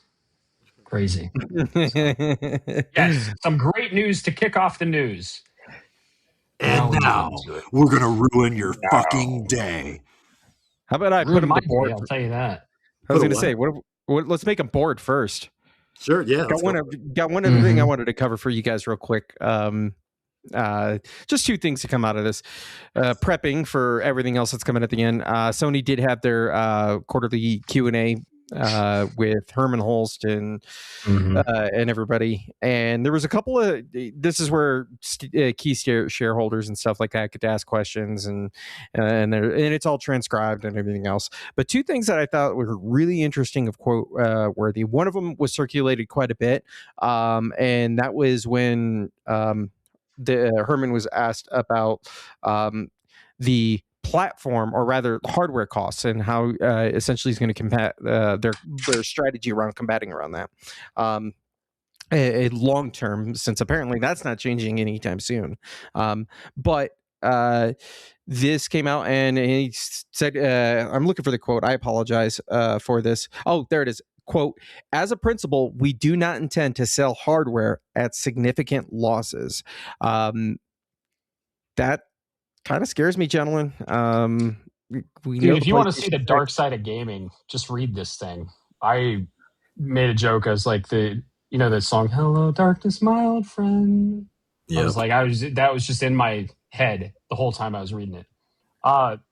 This is the dark side of gaming. It's the unfortunate necessary side. It's about all the profits and the shareholders, pushing profits, and they don't give a fuck about the art. They don't give two shits about the art. And it's all about profits and greed over people, and this is just prominent with it. So I read most of it because I'm very interested, and God, it's so dry and just lifeless, and I hate it. I hate it so much. But it is needed because it's a business. You got to profit. That's the unfortunate part, is that you already said it. It is a necessary evil for this kind of thing. And again, listeners know that I came from a film background. I wrestled with this for a long, long time working in the industry, and I loved it. I still love movies. I love them very much.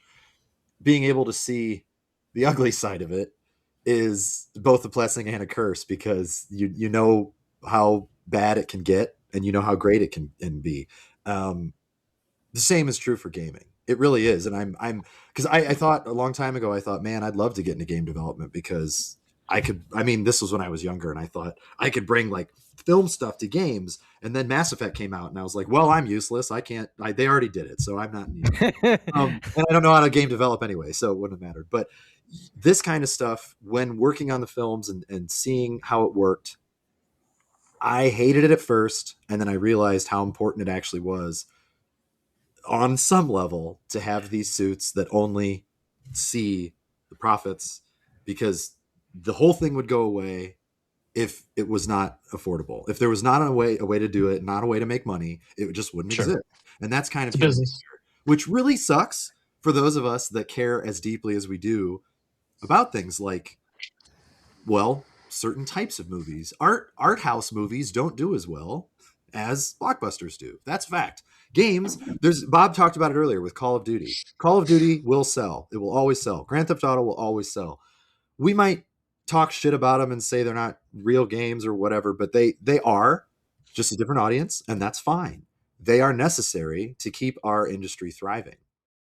But what these guys are talking about with this reading this transcript that is boring as all hell and all get out, it is more bleak than I remember it being even 15 years ago. I'm not against them saying we're not going to sell, I don't want to sell hardware at a loss, but this ties into the other piece of news that we're going to be talking about, so I won't bury the lead. But are you going to sell consoles anymore when you're going to lose a lot of your base based on the next piece or one of the next pieces of news we're going to talk about? So we can get to that, but that to me seems like such a short-sighted statement to make. And that's just me personally. I'm obviously not running Sony. I'm not qualified to do that. I feel like I would do better. You're probably more, you're more qualified than me. Better because I don't know why these people need to make $80 bajillion to buy their 15th yacht when they could, I don't know, settle for 3 yachts and still, they're making enough money that they're happy and then appease the players too. Like, I don't know why this sustainability. Everyone can win. I don't. Sustainability has always been the number one factor to me when I'm thinking about if I wanted to start a business, if I wanted to live my life comfortably. That's how I choose to live. I want to be sustainable. I don't want to just take and not give anything back. That I know that's capitalism, but there's a way that you can do both. There's a way that you can make money, have a better living than most people, but still not just fucking bankrupt everybody in 5 years for the short-term gain. This is not an economics podcast, but that's the stuff that drives me the most insane about this. And this kind of news that we got this week, especially today, it really, really, it's like, I felt like I was stabbed with a hot iron when I read this morning. The other this stuff is different than what I'm talking about, but it all ties together. It's all important to reflect on the necessary evil being there. But boy, what we're getting is, it seems like it's become unnecessary evil. You're right. I mean, am I alone on this? No, you're right. And it gets worse. It's compounded and we alluded to this with the GTA, it's compounded when you look at actual customer spending data. And so you send a message. The fastest way to get a company's attention is you send a message to the stockholders, and when you do that, that's when change happens, right? Like that's the fastest way. It's the only thing that the only language everybody speaks is money. Yep. Yeah. And the other part of this, because I'm really shocked by this, and this is one that I'm surprised hasn't been reported, because I really thought PlayStation Plus numbers were low in terms of their other tiers, because I know Matt got a glitch, a bullshit. He got a happy accident. But I'm at Essential, and I believe, are you at Essential as well? Yeah, I'm at Essential too, because I buy all my games, so whatever. Like I would be at Essential if it wasn't for that fucking error. Yes, exactly. And well, that's what, and that leads me to my next point here is there was a follow-up question asked and said, how should we think about the pace and scale of future PS Plus price increases given its importance as a profitability driver? So it's important to note that Herman mentioned MAU, or monthly active users, is not the only metric they're looking at for profitability. Take note, Xbox. But his answer was PS Plus offers strong value to players, and we continually balance the value against customer cost. We're using multiple levers to improve profitability, including pricing, tier mix, and content acquisition efficiency. Higher tiers now account for 40% of subscribers, which reflects strong demand for the service. Wow. 40% at higher tiers. So we're almost at 1-to-1. Actually. That really surprises me. I wouldn't have thought that, but people sign up and then they just forget about it. It's crazy. People have so many of those subscriptions. Crazy. Wow. I mean, you do get a fair amount of free games with premium. I'm not shitting on premium. I think it's actually for people who play a lot. Like, yes, we would have Essential because we buy our games, but Matt, yes, I think the three of us would probably benefit in the long run for premium because of the freebies that they give out. I think we would, like, if in a 10-year period, if all things stayed the same. Will they? No. I mean, the shit that dropped today is going to change it in a very different perspective. But I do think I guess I just didn't realize people were willing to shell out that kind of cash for the premium subscription. 40% is I would have guessed 15 to 20 at most. I really exactly. Same here. Yeah, 20. Oh, that's where I was at too. I'm like, for higher tiers, I would expect that to only for your premium people, which is telling when you're talking about who's going to move on to the PlayStation 6. News aside, we're talking about price sensitivity. So definitely interesting. But there's more to this. Trust me, you probably did as well, Matt. Spent more time than I wanted to reading this and combing through it. Yeah. But that's what we do here for you, so you don't have to, because it's dry. Yeah, it's pretty. It's intriguing, and it's a look behind the curtain, honestly, about the financials and money mechanics behind gaming. So, it's a very dry read. It's like question, answer, follow-up question, answer. It's just like I've read countless of these things with stocks, like the stocks and stuff that I've dealt with before, and it really, I mean, I fall asleep reading exciting shit. So this is an absolute slog. I can't do it anymore. If it doesn't affect me personally, or if I'm not like giving somebody advice about something, I mean, I don't, not to say I wouldn't help somebody anyway, but that I drew the line where I was like, Bob and Matt are going to, I'm not going to read this. I read the first bit and I was like, if I keep reading this, I might actually just drink myself. We were going to give you a test on it. So, okay. Answer. Everything's fucked. There. Did I pass? Did I pass it? I mean, A plus. Thanks. A plus. Thanks. At least it's a PDF, and at least there's not fucking 15,000 ads that pop up and follow when you scroll. We really are in a hellscape of the darkest time. And shitification. At least we're still getting good games that are fun to play. When that stops, then I'll be more curmudgeonly. I won't do anything with my life, because that's the thing that sucks, is like, I'm not an important person. Come out here and snowboard with me. I do not. I'll break all my bones if I do that. It's exciting, but more exciting than doing nothing. But I mean, no, it's not fair. I would probably just play the piano like 15 hours a day and learn all the classic songs that I never did. You know, I like the game. We can always go back to old games, right? We own all the old games and the old consoles, so we can always revisit. It still fucking stings. Absolutely. It stings. And that's the thing that sucks, because it makes me think about, not to sound like old man yelling. No, that segue. Why don't you guys just take it from there? Go ahead. Go ahead. No, I'm saying you go ahead. You're right. Just go for it, man. All right. Let's take it. Let's get into the next negative piece of news. Unfortunately. First, I'm going to start off with the thing that happened with the movies on PlayStation. Yeah. So a couple days ago or yesterday or whenever the hell it was. Exactly. Yeah. So PlayStation has basically lost licensing for some of the movies that you may or may not have purchased on your console. From Studio Canal, if that means anything to you guys. Studio Canal, yeah. Yes. So PlayStation is deleting 551 movies from customers' libraries. These are specifically from Studio Canal.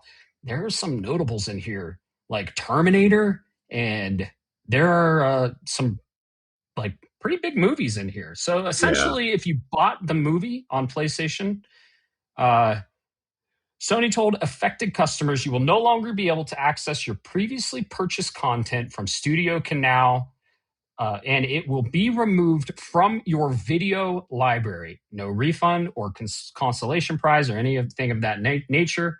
Just, sorry. Here go all your movies. Yeah, to be clear, this is something that you would have paid for. Exactly. $5, $10, $15, whatever. You bought it. It was the license to watch it was yours. And yes, there's the EULA that everybody signs. But the fact remains, you had it, and they just decided, no, you don't. Because Studio Canal, I mean, I'm not giving PlayStation a pass here. I'm not. But it wasn't entirely PlayStation's fault. Like Studio Canal, no more. But it doesn't fucking matter. The fact remains, it was yours, and now it's not. You can't watch Terminator anymore if you bought Terminator. You just fucking can't. Total Recall? Yeah. I mean, Basically, Shit. Studio I Arnold would have bought some of Schwarzenegger. these movies. Studio Arnold Right. Schwarzenegger. You can't watch his movies anymore. Right. Yeah. Yeah. But this is crazy. You buy the movie digitally. You think you own it digitally. You can watch it whenever you want for the rest of time. No, it's not only getting. It's not only being inaccessible. It's just getting deleted from your library, like you never owned it and you didn't own it. And this is the brutal truth of purchasing digital items, which brings us into our next. Oh, go ahead. Before we get into the next part, can we just, there's one thing that I, because you touched on a little bit where there's no apology really, other than like, sorry, we're taking it away.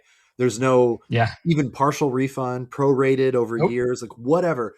That's my biggest problem with this. If I can get on my fucking soapbox here, because I understand those people that bought these movies agreed that you are renting the license, you're paying for the license to watch it whenever you want, whatever.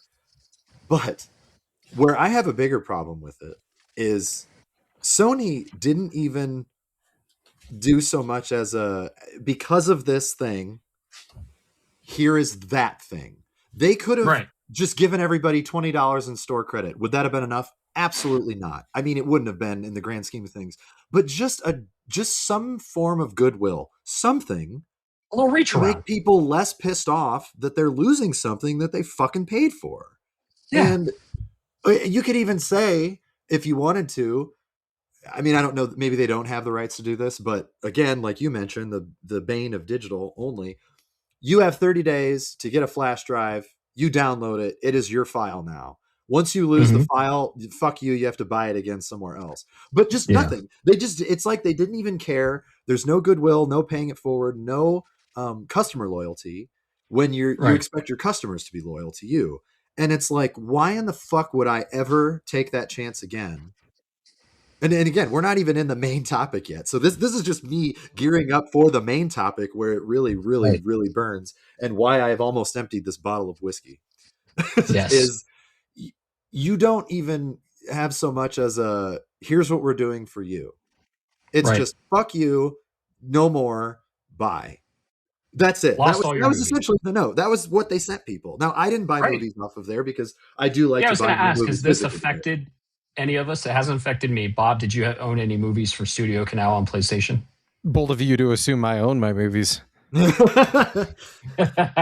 is the real Assassin's Creed pirate. He's the real one. But in all seriousness, I don't have any more movies after I lost a 4.5 terabyte RAID that hosted everything. Long story short, no. The only thing that I own are Bond movies and Harry Potter.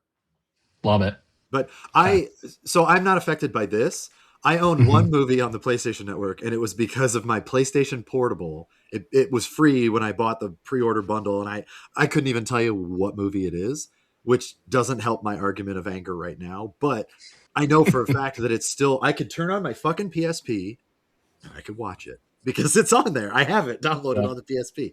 Now, once they said, nope, like no more, I would be mad because it really is the principle of the thing. It could be a fucking Care Bear movie that I'd never planned on watching again. And I would be just as angry because that's the way that they handled it to me is the worst part. I mean, it all sucks. But the way they handled it is really the straw that broke the camel's back, in my opinion. So I was curious if you gentlemen felt the same way, or if you were more upset that the digital library is going away in general. I mean, because that sucks too. That really, I don't want to downplay that. Yeah. That's a problem. But it is sort of what we agreed to if you buy that stuff. So if you would like to go into the next more important topic, which is why this stinks. I'm more upset about this one. So to recap on that last piece of news, people that rented the license for their movie, thinking they owned it digitally, they basically thought, "Oh yeah, I got this movie and I own it digitally." They were technically renting the license, and when the license expired or was revoked, it's basically gone from their library, pulled. So, with that, PlayStation keep that in mind. Now, keep that in mind. Keep that in your head as we go to this next fucking news segment. Physical disc production ending. Physical dick Jesus production. Christ. I'm so sorry. You ruined the serious moment with physical dicks production. Continue. Yeah, it is a dick. Stupid okay, autocorrect. PlayStation, yeah, right. PlayStation today announced physical disc production ending in January 2028 for new games releasing on all PlayStation consoles. In response to shifting trends and consumer preference, fuck you, new games will be released on PlayStation Store and at retailers in digital formats only. First of all, let's go into what you actually buy when you buy a digital game. You're not buying shit. You're renting access to the licensing, and they own everything. They can revoke it at any time, as we saw with the movies. Is it going to happen? Probably not. Has it happened with games? Yes, it has. I had a game digitally, and it got removed. It was Lego Lord of the Rings, and WB's licensing lapsed, and I don't own that game digitally anymore. I fucking own it physically, though, but I don't own it digitally. So when you buy a game, in quotes, buy, you are gaining access to that license as long as it exists, and the license on their end, the publisher, the developer, I don't know, even music, even the studio, if it's based off of a game, as long as that exists, you have access to it. You're not buying shit. So as consumer preferences in the broader entertainment industry continue to shift away from physical discs to digital, physical game disc production of all new games releasing on PlayStation consoles will be discontinued starting January 2028. Following this date, new games will be available on PlayStation Store and at retailers in digital formats only. This transition has no impact on games that already released or will be releasing prior to January 2028 in disc format. I'm going to start off with my opinion on this and how it negatively affects me, and I want to go to you guys, and I want to hear all about it. I want you to go to Bob after you, because you guys know that I will talk for fucking ever. Bob hasn't said enough, so I'm going to try not to, but I do. I want you to go, and I want you to go to Bob next, and then I'll fill in the gaps. Gotcha. With all the layoff news and everything like this, game delays, all the terrible stuff in the industry, right? It doesn't, I mean, I hate to say this, but it doesn't personally affect me, right? It sucks. People lose their jobs. I'm very empathetic about it, but this hits home. And this is probably the single worst negative piece of news in my gaming history since I was 6. I'm a huge physical collector. I've been collecting since I was 10. My first physical game was Final Fantasy VII on PC. I still own the discs. Me too. Yes. Hey, That's great. you still have the box? Yeah. It's tattered and shit, but I have it. The little flappy box. Yeah. We had a whole episode on physical versus digital, I think.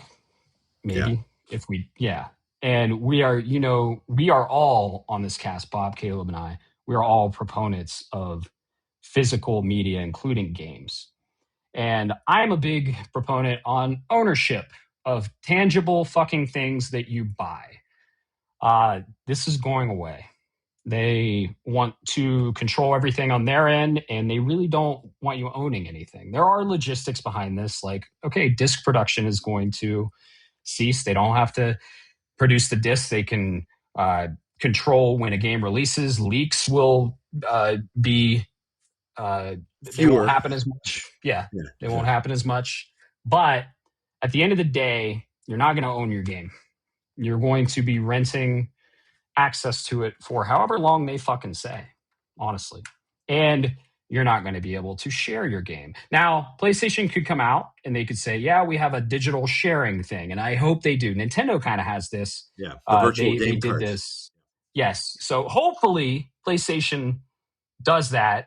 Kind of like, hey, we're going all digital. We got this contingency plan for sharing games, because games are meant to be shared. They literally had a fucking commercial in 2013 on the heels of Xbox announcing, all games are digital, that Shuhei Yoshida was handing to Adam Boyes, and he said, this is how you share a game on PS4. And he handed him a disc of Killzone 4. It was the greatest ad ever. Now Things that hasn't have aged aged well. poorly. Yeah. Even friends of the show, I let Bo borrow games all the time. If this stays the course and PlayStation doesn't put a contingency plan into for sharing games, it's locked to you. Once you buy that game, it's locked. Once it's download and you launch the game, you'll never be able to trade it in. You'll never be able to return it. You'll never be able to let a friend borrow it. It's basically vaporized, and you have bought the experience only for the remainder of how long that license lasts in the ether or whatever. So there's no ownership there. And when I buy my games, I go to Best Buy, I pick up the disc, I smell the case. You got to smell the case. And I have a tangible thing that I own, and I can do whatever I want with that game. We have a huge collection of retro games that have exponentially rose in value over time. Am I ever going to sell them? Probably not. But it's good to have those assets as an investor, honestly. One quick interjection. Today, Sure. all of those skyrocketed in value. Yeah. So that's one net positive, I guess, of all this bad news. But anyway, continue. Yeah. I was thinking about that earlier. Yeah. I think physical games are going to be on the rise, and after January 2028, and happy fucking birthday, me, 42 years old. The secret to the universe. That's why I thought Bob would bid on Final Fantasy Resonance. Put out my mind. I got to tell you, Caleb, the reason I did what I did is I went 40 and 15 because it was even numbers, and I'm autistic like that. Gotcha. Well, that's why I bid 16 on Deltarune, so I'm not surprised. I mean, I really not. But but this, and we all love our physical gaming collection. I'm still buying physical to this day. I'm pretty sure we all buy Elliot physical. I will admit I did not get a physical. Gotcha. But I'll wait till my turn to talk about this, because I do have. I'm wrapping up. Like, I'm not against digital, but I am against most of this. So but continue. I'm not against digital either. It's pretty convenient. Even Doom, the Dark Ages, when it came with just the disc, and the game wasn't on the disc, and the disc was literally a license, and it was real convenient. Digital is very convenient, right? You are sacrificing ownership for convenience, and you're sacrificing.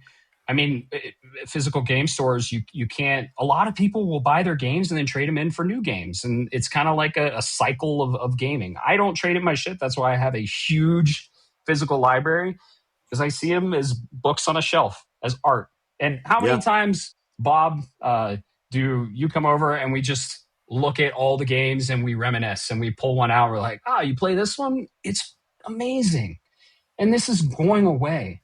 This is going away for the next generation. Like, we have our physical games, but I mean, I think probably I'd say Intergalactic is going to be the last physical game PlayStation releases, maybe. But unless the other news, the rumor, who knows if that game's ever going to fit. Right. Sorry. It's a terrible piece of news. We knew this was coming. They're giving us, a year and a half lead up. I still hate it. It depresses me. It just goes back to the point that, what Warren Buffett said, you will own nothing and be happy. It's just going to a rent. And then the whole thing about the RAM, there's like I don't know. They're artificially increasing RAM so people will rent PCs. It's just, that's not clear and not official, but it's just going to a non-ownership society, and I don't like it at all. And I just like the fucking physical game. I go to Best Buy, I get coffee, I get my game, and I'm holding it, and I'm excited, and it increases the value of it too. And it increases the way you look at the game, right? Because I mean, as kids, when we got Zelda Wind Waker, we'd have to go to the store. We were all excited. We were probably at a midnight release. We got the game. The anticipation was building. We get home, put the disc in, and we're like, "Oh yeah, we get to play it." And then, like, the fact that it's physical and you own it, and that journey that you took to get it, it might enhance the experience of the game. It's like, cool. I think these digital games will be undervalued, and kids will just download and be like, "Oh, that game was fine. On to the next one." So one of my favorite memories as a kid, because my parents, we lived in a relatively small town. We had just like a shitty Kmart. So if there was Yeah. ever a decent game that was coming out, it wasn't really available at Kmart. My mom would take me to Findlay most of the time, which was about 20 minutes away. And one of my favorite, it's silly, but it is one of my favorite memories. I was so excited. It was Mega Man 3, not 2. I already owned 2, but it was Mega Man 3 on the NES. And we found a copy, bought it. I mean, I'd saved up money from doing chores or whatever I did. Probably just bitched and whined, and my mom bought it for me. But whatever. Like, I got the game, and she knew all I wanted to do was go home and play this game. But she said, well, let's make a day of it. And I enjoyed spending time with my mother. It was fine. But I remember in the car asking her, I said, can I open it and look at the manual? And she's like, well, sure, sweetheart. Like, whatever you want. And I read that manual cover to cover probably 10 times on the ride, while we're driving around Findlay. Anticipation. And she bought lunch. It was a nice day. But I remember the next day at school, I was just like, I can't wait to get home and play Mega Man. And my friend was asking me, he's just like, how do you know so much about these games? And I said, I read the manual.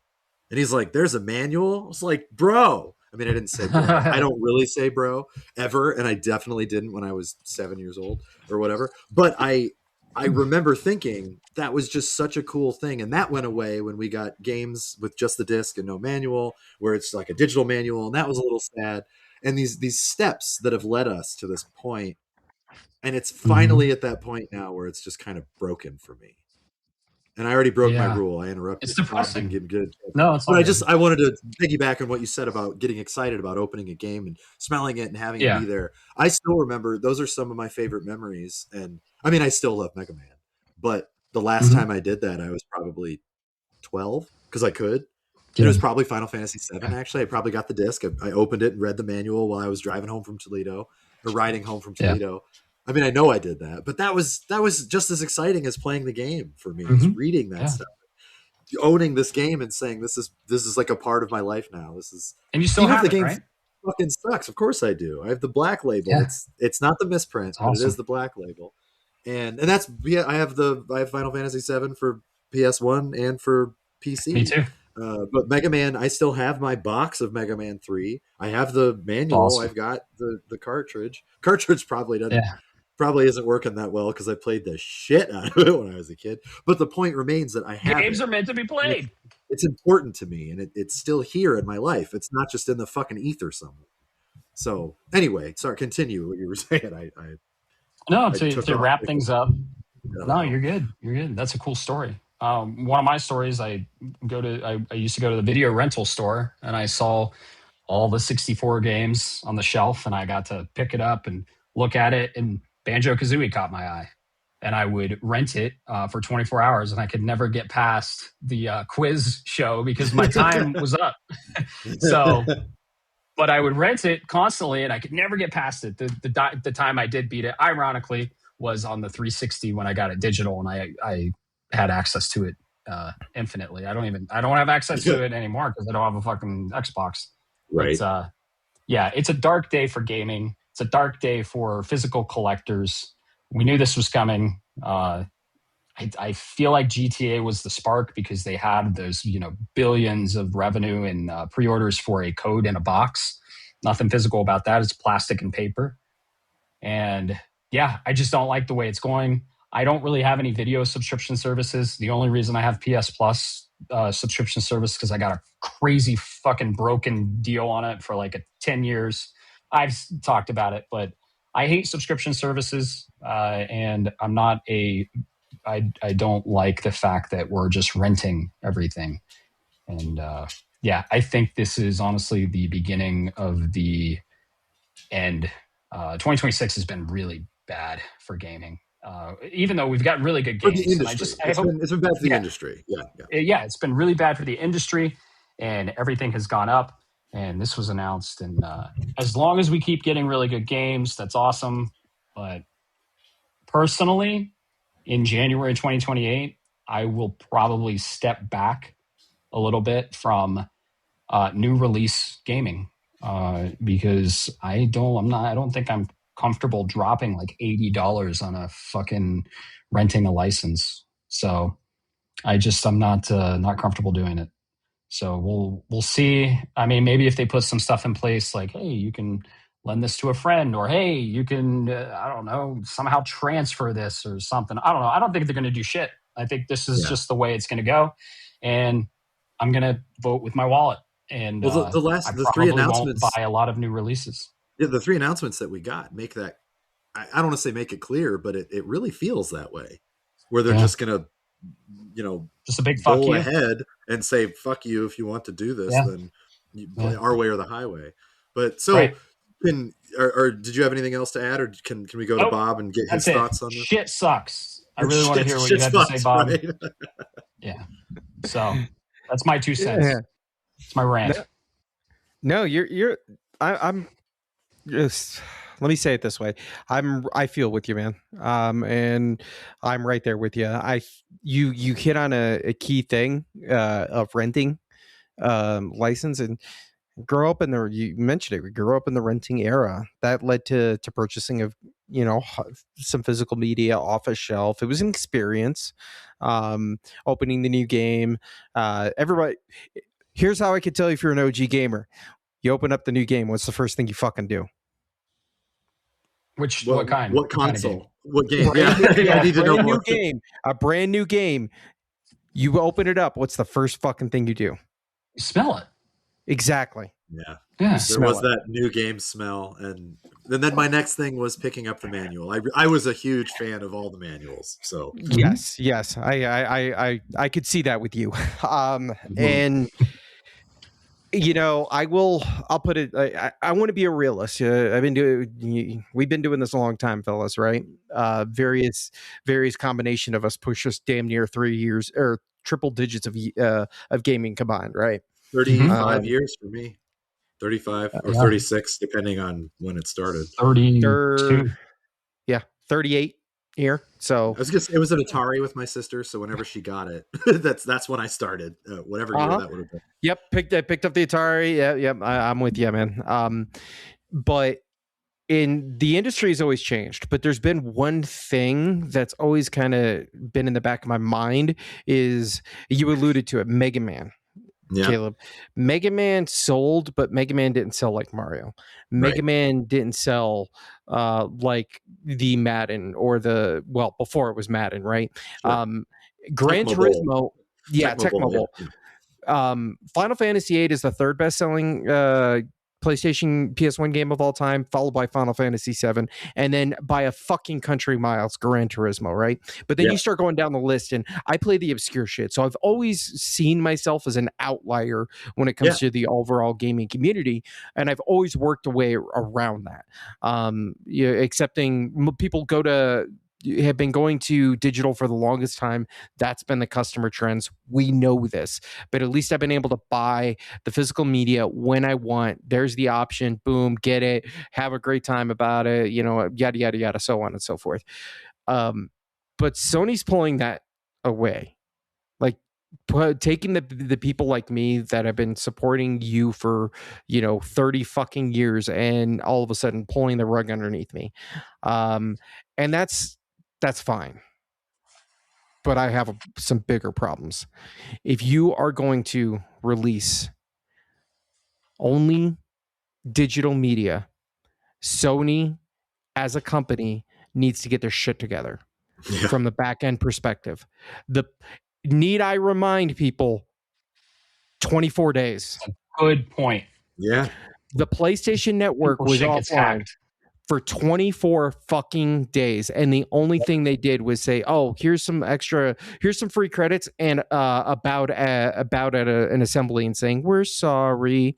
At least they gave us something then. That was something. Sure. I mean, I'm not saying that they knocked it out of the park, but they did something. That's what makes this last bit hurt even more, because they didn't give a shit this time. And it's like, what? Yeah. What? Anyway, continue. Go ahead. That actually reminds me real quick. How about the people's PSNs that get hacked too? They have this entire digital library. Colin Moriarty, one of the most prevalent PlayStation gamers and voices. Mm-hmm. I mean, he's a critic. But he's one of the best critics, whether you like him or hate him. We've talked about it before. But the guy knows his shit. And he's an amazing journalist. Again, love him or hate him, amazing journalist. if he could fall prey to this, what chance does Yeah. a little guy have? It's very low. Anyway, sorry. Continue. No, you're right. That's my next point. Is the PlayStation Network is known for being like not just the network itself, but now you're talking about people's libraries, right? That are under threat constantly because, and it happens in other circles, but PlayStation it's so easy that it's happened to prominent people, right? Colin just happens to be most vocal, but it's happened to very prominent individuals where their money is just gone. And that's not of their choice at all. And that's Sony just giving them the big finger.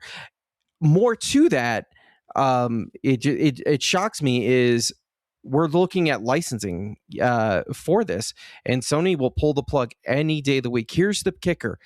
You look at we talked about dynamic pricing earlier, last year. And dynamic pricing sounds good until all of a sudden the only way you can buy is through PlayStation. It's a really good point. And that right there is the crux of my problem. You are creating such a tight ecosystem. I'm surprised.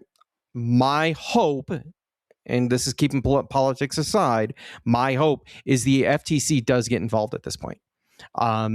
Because you are creating an isolated monopoly. This is a bridge too far from that perspective. And I'll say it to you like this. You have 18 months, Sony. You gave me 18 months to start looking at physical media. I'm giving you 18 months to figure this out. Because if not, I'm walking away. I will walk away, and I will go do something else. I'm not buying Wolverine. I'll tell you that much. That's how serious I am. Wolverine? Nope, off the table. If it's a first party, until you sort this out, I am not buying the first party, and I will take all of my stuff with me because, as Gabe Newell once, these things are problems. Sony has bad customer support, and they're providing shit service on the back end, and now they're going to force you onto it. And Gabe Newell most famously once said, the reason you have piracy comes down to service. And shit service, and that's why Steam dominates on the PC platform. So I'm not going to spend $1,000 on a digital only PlayStation 5 when I can just, you know what, screw it. I've got till 2028. I'll save up. I'll spend $1,500. I'll get the GameCube, and I've got 350 games in my library on Steam that are going to work just fine. Fuck it, I'm out. And that's I normally would just say, how dare you? I mean, like, in a normal circumstance, I would say, what are you doing? But I actually struggled with this similarly earlier today, because I mean, we're telling you this news broke this morning. I found it. So my in-laws were here, and we were just kind of hanging out this morning before they left, and Lisa and I had shit we had to do, but we're just talking. And in the morning, I am a little weird, and I like to be left alone, but I'm not going to be rude. I'm sitting on the couch, and I'm listening, but I'm just kind of reading news articles, whatever, headlines, to see if anything sticks out to me. And I found this on the PlayStation blog. I don't want to, it's not a flex. I think I found it first because it was really early. I just happened to see it, and I was like, is today April 1st? Is this a fucking April Fool's joke? Like, I'm not kidding you. I thought that I had either had a stroke, that I was losing my mind, that time travel happened, too much Elliot. I don't know, but I saw this headline, and I opened it, and it was on the PlayStation blog directly. It kind of like just automatically ruined my day. It was just, Matt said it earlier. This is, if not the worst news ever in my history of gaming. It's up there. It has to be up there. And the only reason I don't know if it's the worst news is because I'm still so mad about it that I can't think straight if anything else has ever come out that's worse. But right. Bob, I'm right there with you where I mean, it's kind of like if you're ever in a bad relationship with somebody, it might hurt because you love them, but you have to walk away. You have to do what's good for yourself. And maybe that's a little hokey or cheesy, but Sony really just, I mean, I felt like I said it earlier, I felt like I was stabbed with a hot poker in my stomach. I was just like, what is this? Because all the things that both of you said, but Bob, you specifically, when you mentioned PlayStation Network was fucked for 24 days, they're not as good one thing that Microsoft has always had better than them is their network. Microsoft's Yep. network has always been very solid. They know. I mean, they started as networking, so they should know that. And that's not necessarily a slight against Sony. They have gotten better. They have gotten more secure, but they're nowhere near where they need to be to have this be their new normal in 2028. 2028 is not that fucking far away. It is July 1st of 2026. We have, like you said, 18 months before January 2028 is reality. And that can happen in a flash. That is just, I mean, again, politics aside, the presidency will not have necessarily changed. Like that's not as much time as it feels like, right? It might feel like it's far away, but we're excited about games that are coming out next year. So when those games come out, it'll be 6 months, 9 months before this is a reality. And that stings quite a bit for so many reasons. Because one of the pieces of news that we haven't even talked about yet, we talked about the movies going away. We obviously talked about this big guy, and I'm not even close to done with my rant about it. They, in the same fucking, within an hour, PlayStation, because apparently ruining my day wasn't enough with this first announcement, they decided that they were going to say, all your PlayStation 3 and PlayStation Vita shit is no longer going to be supported on the store. Like you're not going to be able to buy it anymore. They're taking away these two pieces of news. Like, do they understand? Like that is one of the most diametrically opposed things that you can do. To me, honestly, even if I were a greedy corporate shill prick, I would look at this and say, guys, why would we say this at the same time we're saying that? You're just asking people to hate you so much. And I genuinely don't understand it. I usually try to be devil's advocate and understand some of the economics and the business side of things. And, growth is important. You sometimes have to trim. I know a lot of people were really pissed off that the PS4 wasn't going to be compatible with PS3 games. I know that was a problem. And I understand why, because you have this huge backlog category. The original 3 was backwards compatible to 2 and 1. The OG 3, the 60 gig. So when the 4 came out and they were like, we have to cut it off somewhere. I remember being slightly annoyed as a lifelong PlayStation, but I was also a lifelong gamer. I was an Xbox player. I was a Nintendo player. I played all the fucking things. I owned a Dreamcast. I bought it at launch. I thought the Dreamcast was amazing. Did it deserve to fail? It was ahead of its time. Didn't get the support that it needed, and that's the problem. But I still think it was a great console. Dreamcast was fantastic. PS2 was just better. That's honestly all it came down to. The PS2 had better support. So when the PlayStation 4 was coming and it wasn't backwards compatible, Sony said the architecture of the PS3 was difficult. The 7-cell was a problem. We want to be forward thinking. And I actually respected that because it was a decent answer. It was okay. So for people who want to play PS1, 2, and 3, you've got the 360 gig, fine. We're also going to offer things digitally on the PS4 for old school games. Great. That's a great idea. Can you support this? Can you keep it in your library? Yes. Legend of Dragoon is a PlayStation 1 release. That game came out on the PS3, again, digitally. Mm-hmm. I bought it I own then it. because I own it. I own the original. I have access to it. Yeah. I own the digital copy and I own the physical copy on PS1. So I thought, Me too. And when it came out on PS5, it was free. That's how it should be. Honestly, I bought it before. It should be in my library. But like Bob was talking about, for that happy accident, Sony has had at least 10 problems. Like they might have this one thing that worked really well, and that's great. But Sony is nowhere near where they need to be to make this a reality. And here's the other issue that I have, which touches more on what Matt's talking about with the subscription-based stuff and the lack of ownership. I'm not anti-digital. It's greener in the long run. It doesn't take up space. And I do like owning my games personally and physically. That's great. But not everybody's the same. I like the option. I like the choice. I like the fact that digital should cost less because there's no manufacturing that you guys were talking about with the warehouses and printing the discs. And you don't have to hire the people to be the workers to do this. There's so much overhead that can be taken away. And how much of that have we consumers benefited from ever since digital's become a thing?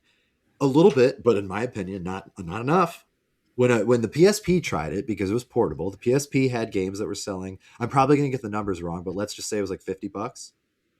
You could get them digitally for 46. You know goddamn well that it does not only save them $4 a game to print it and ship it and do all the logistics. So they're still making a killing on this digital. If you're going to force a digital only storefront where options are no longer there, where you might be able to go to Walmart or Best Buy or Target or wherever and buy it digitally with a little code, but they're going to sell it at the same cost that you're selling it on your PlayStation store at best. Like I joked about this earlier today. You can get God of War Ragnarok at Target for like $24 or something, or you can buy it on the PlayStation storefront digitally for $60. Mm-hmm. Fuck you. Mm-hmm. Like, yeah, I mean, sales happen and things can happen. That's great. But why am I at the whim of one thing? That is not okay for me. That's like that's a bridge too far where I just refuse. And I'm almost in Bob's camp where I would just say, I would have to break up with you and walk away and say, I'm better than this. I'm worth more than this, than the way that you're treating me as a customer. And the sad part is they'd probably still be fine, because for every one of me, there's 10 others that don't really give a fuck. They would just pay for it digitally and not care and whatever. But when I buy games digitally, it either has to be really special for me to pay full price. It has to be always online. Like Diablo 4 is one. I was a big Blizzard fan. I loved Diablo and StarCraft and such, Warcraft. Diablo, I hate that it's always online. I fucking hate the fact that Diablo 4 is always online. But I loved it enough. I was willing enough to just accept it, because even the bad Blizzard's been around, and I trust Blizzard enough that it's in my library and I'm not going to lose it. I can't believe that I'm saying I trust Activision Blizzard more than I trust Sony to not just fucking take away my shit. That to me almost sounds like blasphemy to say it out loud, but I feel that way, because as much as I've defended Sony, and I've been with Sony since the beginning, they kind of do whatever they want and they get away with it. We've talked about it plenty of times on this show before, that Xbox has constantly shot themselves in the feet the last 10 years, if not more than that. In the Xbox face. 360 is the best console that they've ever done, and it was an amazing experience. The Xbox 360 was awesome. Easily. They didn't Agreed. shoot themselves in the foot until like the very end of that, when the Xbox One was coming out. The But X-Bone. that's not the Xbox 360's fault. Microsoft couldn't help themselves. But when it came to Sony lucked into these benefits a lot. They lucked into the fact that you could share games on the PS4 when Xbox just might as well have hung themselves on a noose, themselves on a noose with the digital only thing. We've seen where this path goes before, at least, and it wasn't pretty. Nintendo's always done their own thing, but you know what? This is sad. I trust Nintendo more than I trust Sony. And Nintendo has fucked up about a dozen times in my lifetime, but they are still reliable enough that when I buy games digitally on their storefront, I know that Nintendo would either give me ample opportunity or do something to say, we want your business. Here's what we're giving you. And what Sony did with these movies, with the digital only in January 2028, and with the PS3 and the Vita going away, is just like, who infiltrated you and is dismantling you from the inside? I don't understand it. I cannot wrap my head around why, because these games aren't going to be any cheaper once the digital only storefront exists. They're going to be just as expensive, if not more. Yeah. And sucks. It just sucks. That's it.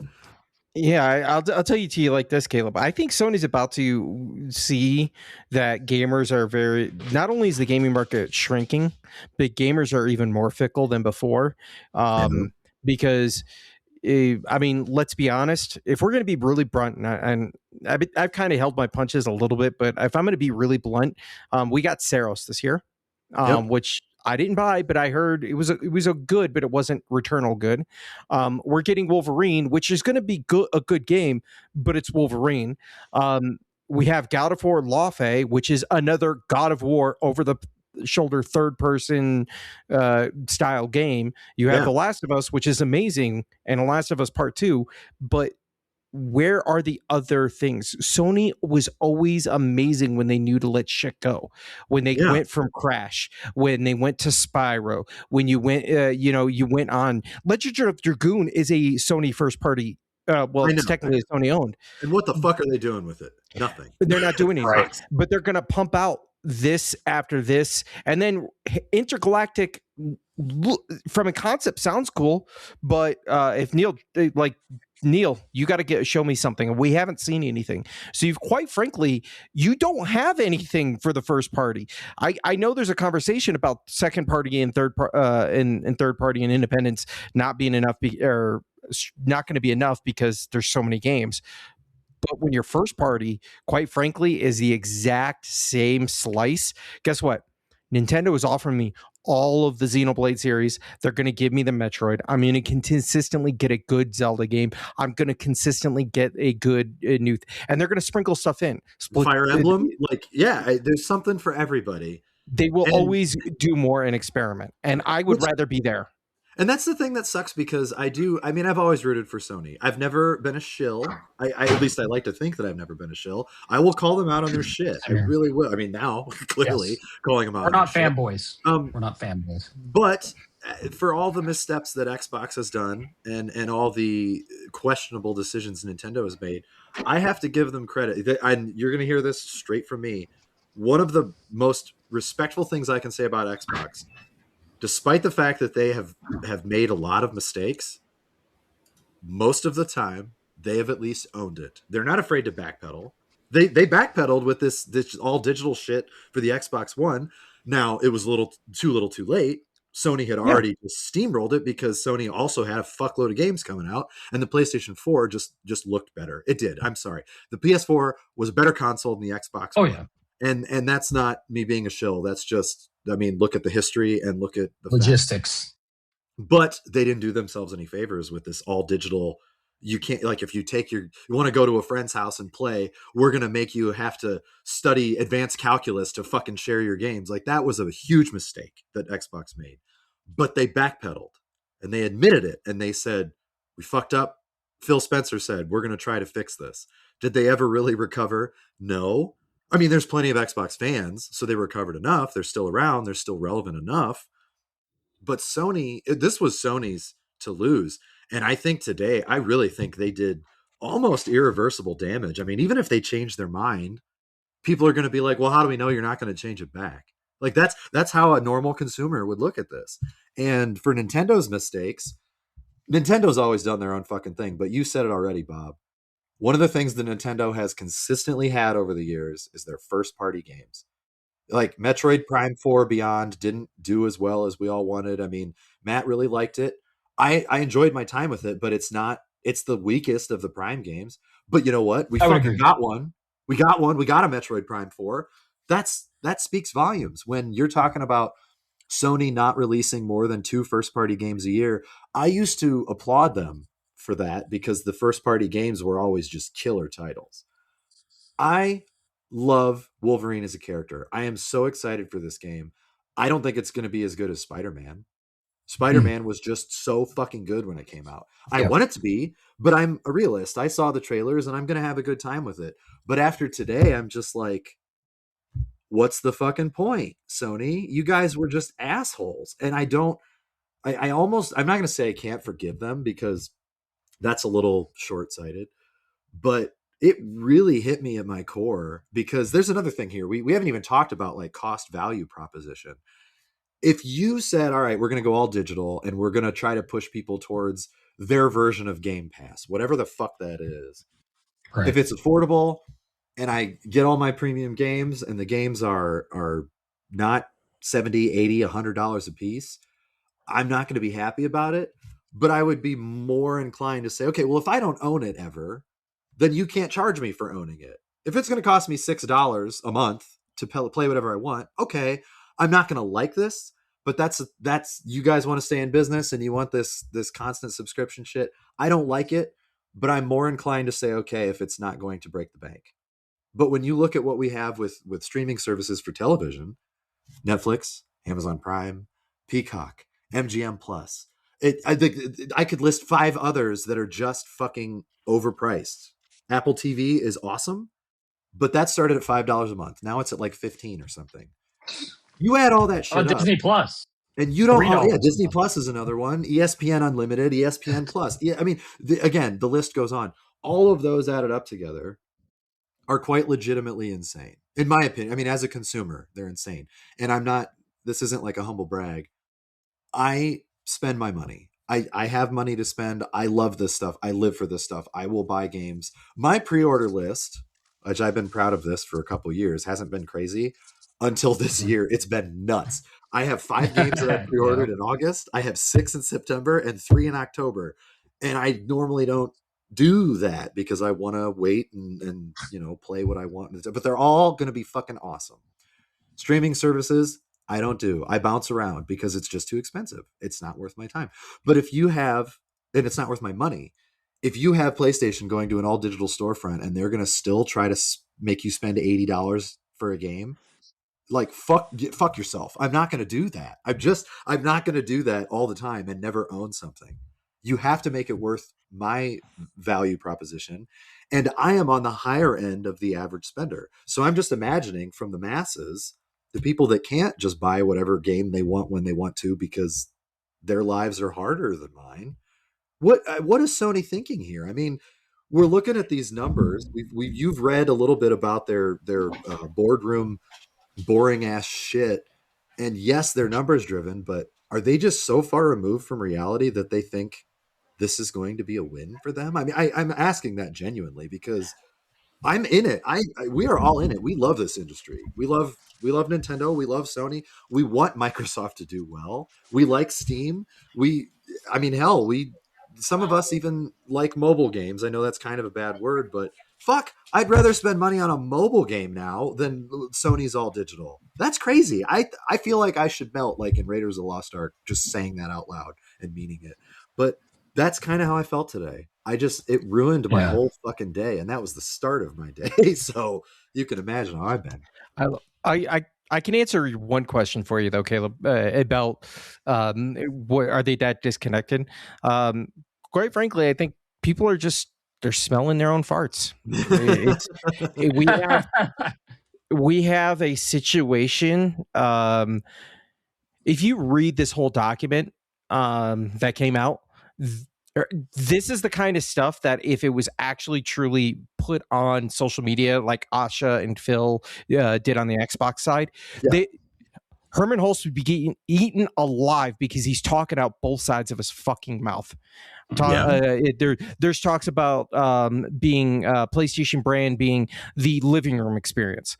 That's not going to be the case if there are no games to go with it. But then at the same committed to the integrity of the system, but then there's an entire paragraph talking about the use of AI and using AI to get rid of repetitive tasks for people. It's unreal that this is the kind of shit that's being said, but we don't know. It's not in the zeitgeist because this is the kind of thing you have to go to Sony's website for and download the PDF and then read through, and not just a clickbait article that can be spun out of control because of Asha. That's the answer to your question there. But I will tell you, this is the other thing that Sony, you're right. Sony did a lot of brand damage right now. They've broken a lot of trust because I'd be happy to move over to a digital platform. Not happy. I would move over to a digital platform, but your digital platform is not there. And 18 months is not enough time to get everybody on board for it and to make it right. So not only do you need to think about this and make it right, now, if you are going to do it, they need to be able to provide a way to move my games forward, because if not, these games are going to sit on the shelf. And God help me, come January 1st, 2028, if this isn't sorted out to a level that makes me comfortable as a gamer and to provide you with my information and time, I will end up in somebody else's pocket. Yeah, and I actually want to posit this to both of you guys, because I one of the things that I don't like to do, even though I do it all the time, I genuinely don't like to do it, is to hypothesize. Like when I'm reviewing a game or we're talking about games, I try to review or think about what's there, not what could have been there, because you can. Not that I know better than anybody else, but sometimes when the story goes off the rails, in my opinion, you might think it's awesome. But I do think like, man, if only they did this, it'd be cool. With this, it's a little bit different. And the question that I'm going to posit to both of you guys is, I mean, it's me, so it's going to be long-winded. Sorry, buckle up. When you have a console, like, because this, I don't think this will affect the PS5 or the PS5 Pro as much as we think it will. I mean, it'll still affect it because it'll exist after 2028. But the three of us don't need a PlayStation 6. The PlayStation 5 Pro is an excellent system. If you're going to release a PS6, there are so many things that I feel like you need to do to make me interested. And this is me who's been interested in every console generation ever. But right now, we are just now seeing what the PS5 Pro can do. Alan Wake 2, returns, yeah. Gorgeous. Pragmata, gorgeous. Resident Evil Requiem, gorgeous. You guys played Neo 3. I didn't actually play it, but it ran really well on the PS5 Pro from what you told me and what I had seen in some of the clips of your streams and such. But we are finally getting to that point. Some of these, like PSSR 2.0, that's coming out on stuff that, whether it's new or whether it's like old patches, Final Fantasy 7 Rebirth looks gorgeous now with the PS5 Pro. All of those things. If we were going to get the PS6, and let's just pretend that they actually hit all the notes right, like it was giving us 4K 60 with ray tracing and path tracing. I mean, that's not going to happen for under $3,000 because of the fucking data centers and AI bullshit. But let's just pretend for a minute. I personally think that they need to go the route of the Switch. I think they need to be a hybrid where you can take it with you and it works whether it's docked or not. That's just me. Maybe you guys think I'm insane, but you touched on it a little bit earlier, Bob. They're talking about, Herman Holst is making a comment that I don't plan on selling these systems at a loss. Usually, a very, very successful system will sell the hardware at a loss because you make up for it in software. You already talked about it. What if nobody's buying the fucking software? You think that Sony is going to release a $1,200 PS6 because memory shortages and RAM problems and this, that, and the other, and only have a digital storefront? Do they seriously think that this is going to succeed? But the question to you, not only that, part two of the question is, if there was a successful PS6 with a digital storefront, what would you guys want to see for all the above? Like, to make you say, okay, I am willing to do this. Because for me, it's all about the cost and value proposition. I love games. I can't imagine my life without gaming. To me, they are what makes books important to certain people. I love the stories. I love the world building. I love the artists. I love the voice acting now that we have voice acting. I love the set design, the graphic design, the styles. Like, there's just so many things about it.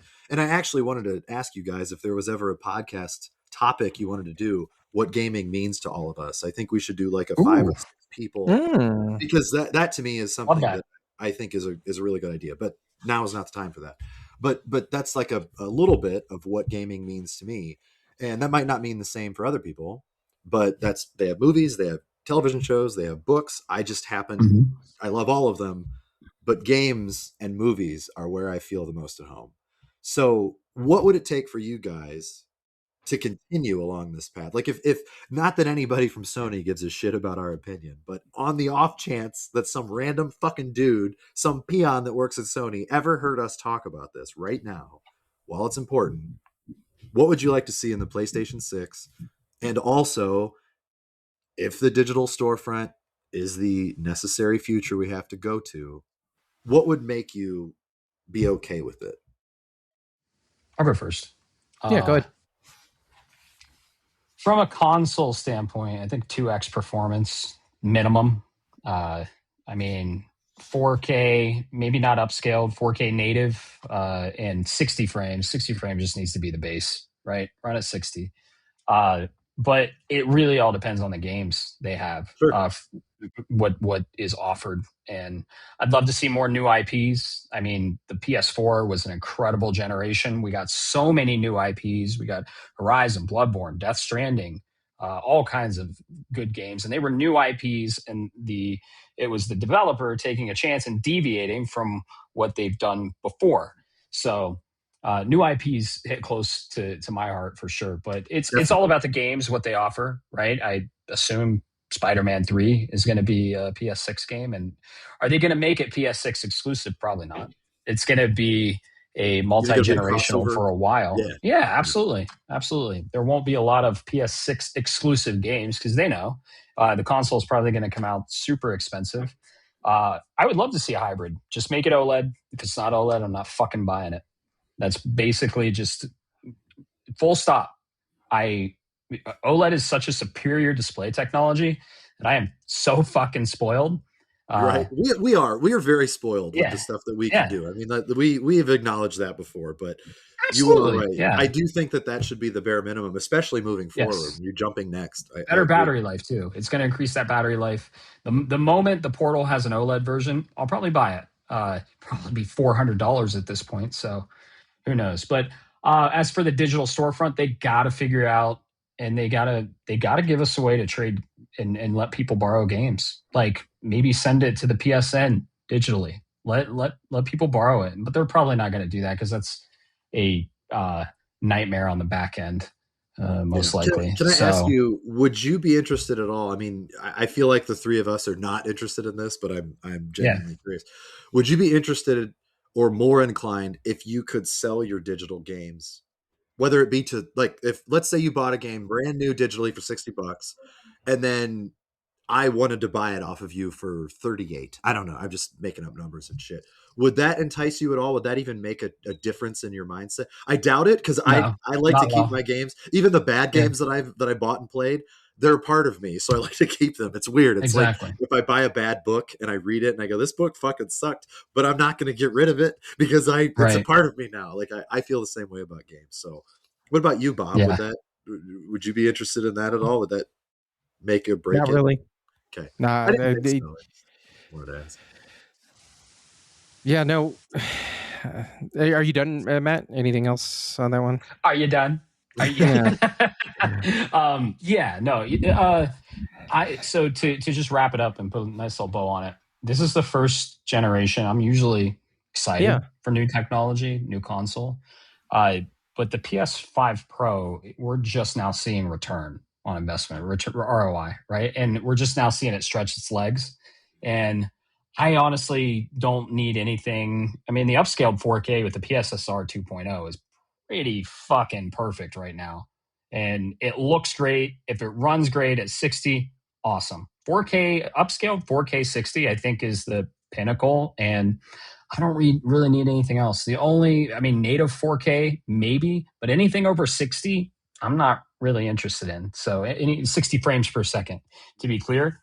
So, I think we've kind of hit an apex of technological prowess in these games. And I am not ready for a new console. I'm not even interested. I want to see more with the PS5 Pro, and I want to see what more this console can do.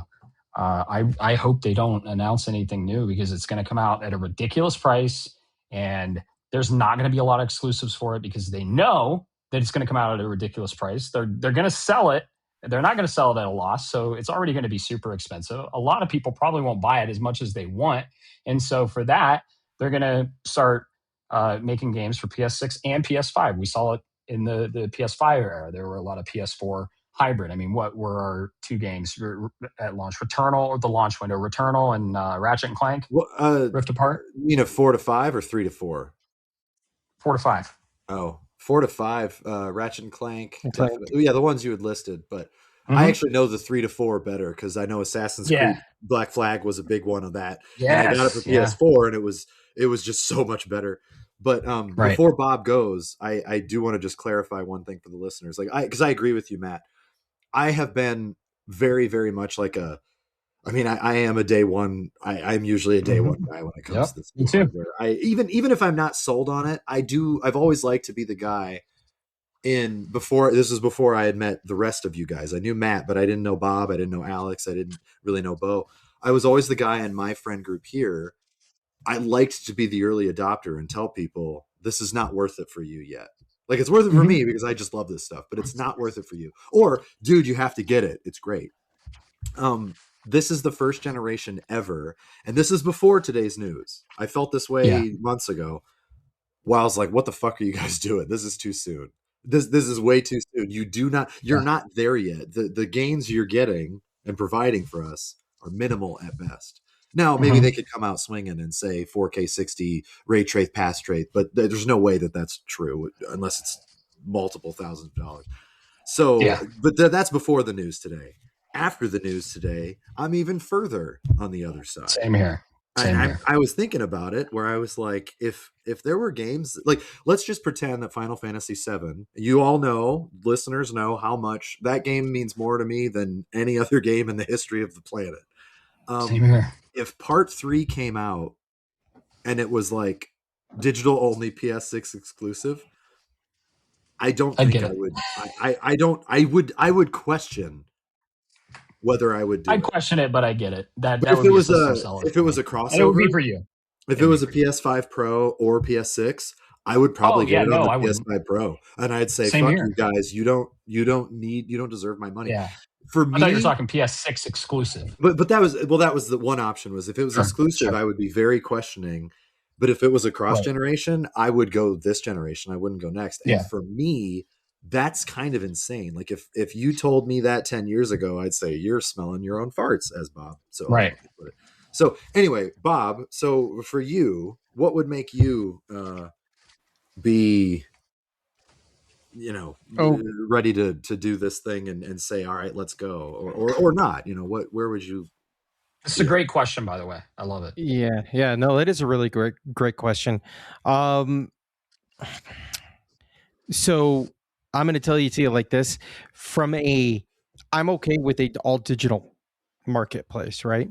Here's the big catch, and I've been seeing this discourse online with people, is because there's comparisons to PC in Steam that's out there, right? There are a couple of catches though. PlayStation, if they lose a license, they're going to revoke and do destructive data because they don't own the hardware, but they made the hardware, right? Yeah. And it would be suicidal and quite frankly unrealistic to ask Sony to do let other storefronts on your console. Conversations about this with the Xbox, the Helix, and adding Steam. No, that's stupid because now Sony's going to lose out on those sales, right? So you've got a fundamental problem. The reason I'm okay with an all digital library on PC is because I still have GOG. Yeah. I still have Epic? Am I a fan of it? No. But they are still there and they are available. Yes. I don't have that on a PlayStation 6 all digital ecosystem. So there's I can't do it because it is a bridge too far. You're asking me to pay out for this service when I'm not even guaranteed to be able to see it in the long run. At the end of the day, I'm not comfortable with it as a consumer. I'm not comfortable with it supporting it from an ideological standpoint. I'm not comfortable with that because you own you've designed and frankly can control everything from the top down, and that kind of verticality of monopoly is not something I'm comfortable with, just flat out. Yeah, it sucks, right? I mean, it really does. Just it leaves a bad taste in your mouth, no matter how you look at it, right? It does, and then more importantly, with the PlayStation 6, here's a hot tip, Sony. I'm going to say this, all right? Stop chasing graphical fidelity. The reason your games struggle to hit 60 is not because of the Unreal Engine. It's because you have a bottleneck in your system. That's the CPU. Yes, the PS5 CPU. Pro 100%. Gets a minuscule additional power from the CPU, and you can see it every time there's a game that requires the CPU to load in assets at a high rate. The game fucking tanks when it's trying to do the calculations for that. What is it, like 30% from the base PS5 or something like that? No, it's like 10%. Yeah, not even. It's really low. Yeah. It's really low. Stop chasing that graphical fidelity. The games look beautiful enough. Square Enix has quite frankly kicked you in the nuts and showed you that there is beauty in fidelity in doing something that's not ultra realistic. The HD 2D engine slaps when it comes to showing what... Can I give a quick interjection just because it'll add a little bit of levity to this? With Elliot, one of the things that I was really upset, and this was during, I'm going to try to stay away from spoilers, but like it was a story portion of the game where they zoomed in on I think it was food, actually. It was like food in the HD2D engine. And that was the only time in the game where I thought, boy, I'd really like to have seen this in not HD2D. I just because the character models, the designs, when they do their little like hand drawn animations when they're speaking, are awesome. They're fucking on point. It was the same thing with Final Fantasy Tactics when Ramza and Delita and everybody was speaking. I loved the Ivalice stuff is my favorite art style ever. That doesn't mean that other stuff is bad. It's just that's personal preference. I actually like that art style more than FF7. Fun fact, but with Elliot, I was like, I would kill to see this game in like hand drawn animation with like a 2D, 3D thing. But otherwise, the HD 2D engine, you said it slaps. It's so good. And I think the reason that I wanted to see it in better than 2D or HD 2D is because of how good the HD 2D does. It makes things come to life. Characters, when they laugh, when they smile, when they cry or whatever, they have that like Super Nintendo feel, but for present day. And I realize that doesn't really have to do much with what you were saying, but I agree with you in that we don't need to chase this shit anymore. You need to just offer the substance, right? I mean, the substance is what we're looking for. The style, we can do just about any style now on PlayStation 5. On base PS. Now with the Pro, we can do even better. I mean, Pragmata is absolutely gorgeous. Resident Evil Requiem, stunning.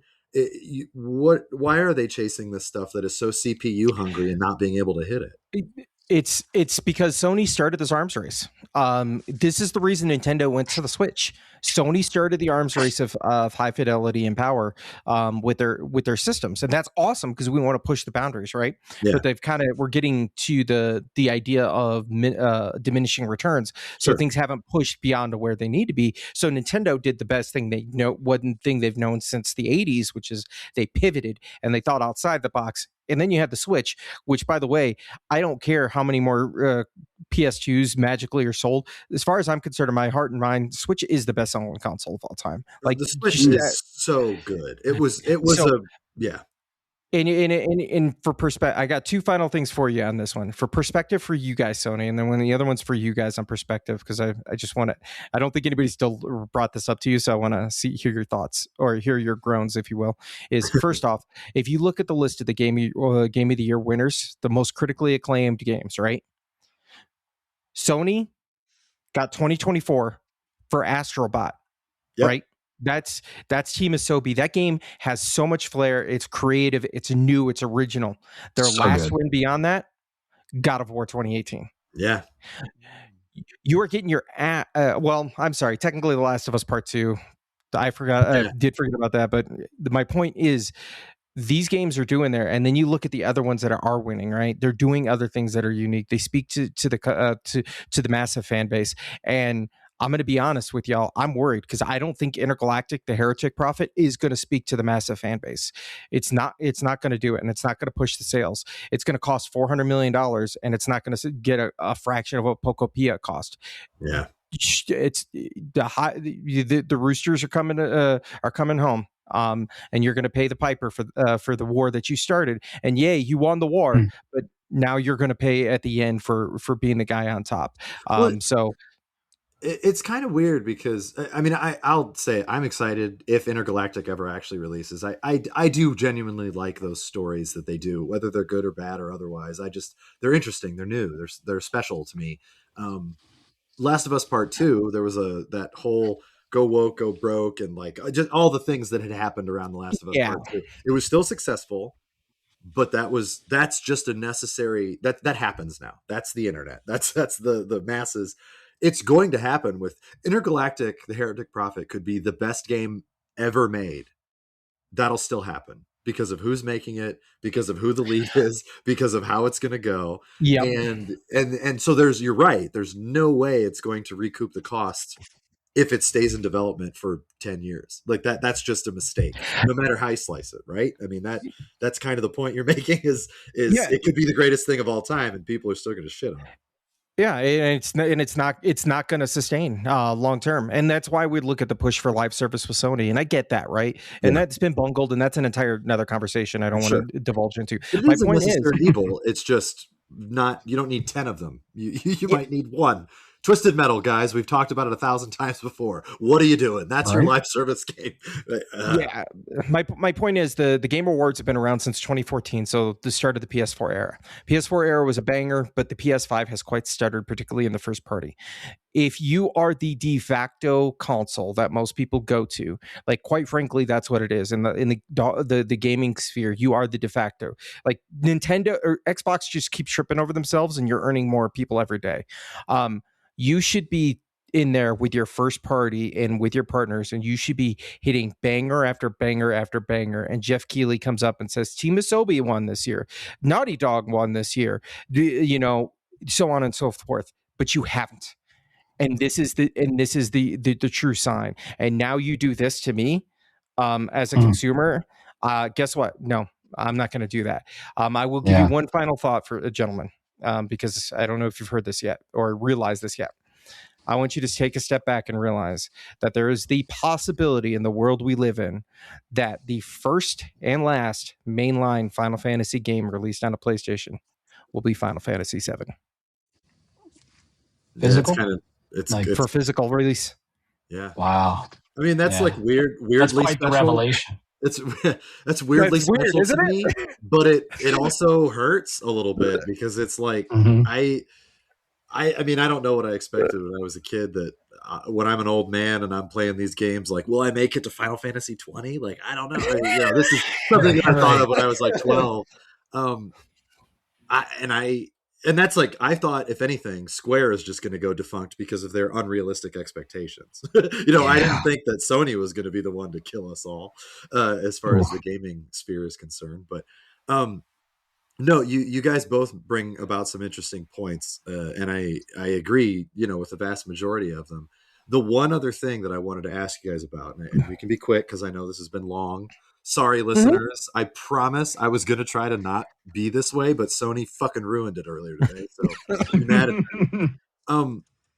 It's a good conversation. Would you guys be more inclined if for some reason Sony said, look, we've worked on our network, we're gonna make these games available, we guarantee for like 20 years. I don't know. I'm not Sony, so I can't really say, but just something. Would you be any more inclined to be on board if they gave you a way to take your current physical library and add it digitally to your accounts, so that, and the example I'm coming up with is like PS3, right? I've got a bajillion PS3 games. Let's say, well, this is a terrible example because it's been remade to a fucking oblivion, but The Last of Us Part 1, right? The very first one, if it wasn't available on PS4 and 5 and whatever, but if you could take your physical copy, pop it into your system, add it to your account, it reads your registration, it's yours, you could still sell that to somebody else. They could pop that disc in their system. Now the registration is owned by them and not you. You don't have the license anymore. You sold it. If you could do that for your current PS4 and PS5 games on the PlayStation 6, would that have any effect on your opinion towards the next generation and the digital space? I know it's kind of a weird question, but we are collectors. We have the physical versions. That'd be pretty sweet. I feel like that should have happened way back on the PS3. Yeah, very much so.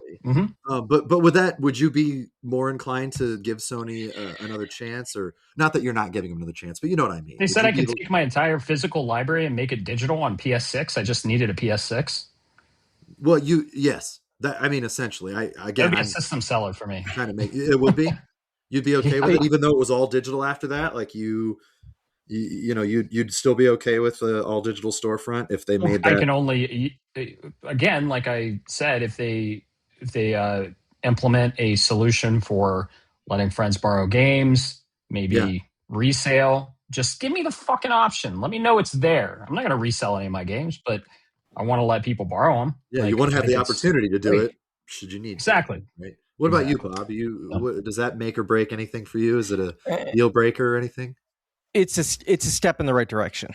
I'll put it to you, because the PS3 and older is starting to be like harder to get, but we're getting games onto the PlayStation Network, right? Yeah. It is slowly coming to PS4 games, and like you can play all the PS4 onto PS5 with the exception of a couple of games, which always happens every generation. I digress. The point is you can do that. But now I have an entire slew of PS4 games and PS5 games that potentially can't be used on a PlayStation 6 because I bought them physically and I didn't buy them digitally. That's a step in the right direction. But we hold on, son. We still got some more negotiation to do at the table. No, I agree with you, because that's kind of the reason I posited the question at all. Is I was trying to think again, if this is the hellscape future that we have to live in, and I kind of want to. I would like to offer solutions.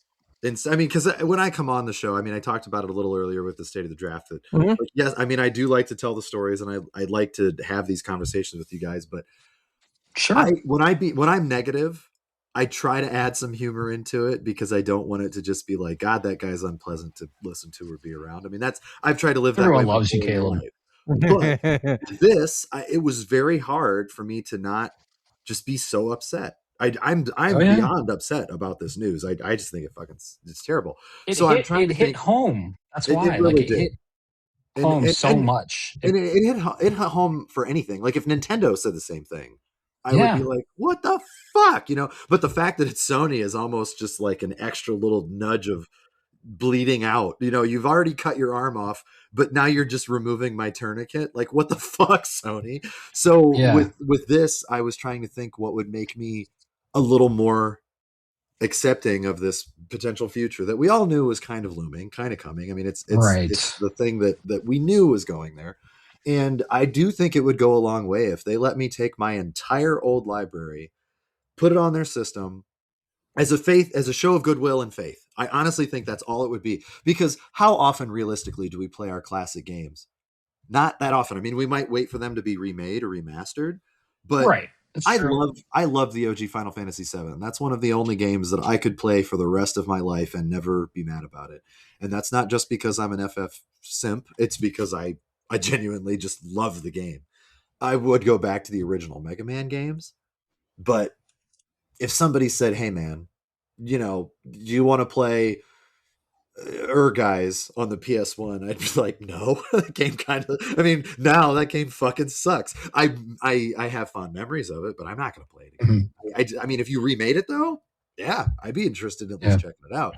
So if they let me take these old games and put them on my system so I can keep them with me, and say, if we re-release them via emulation, you've got it. You've already given us some money in the past. Here you go. I think that's like the bare minimum of goodwill to make me more inclined to moving forward with them. But I don't see it as a realistic thing. I think Sony is a little too greedy for that. And I say this as a genuine Sony fan.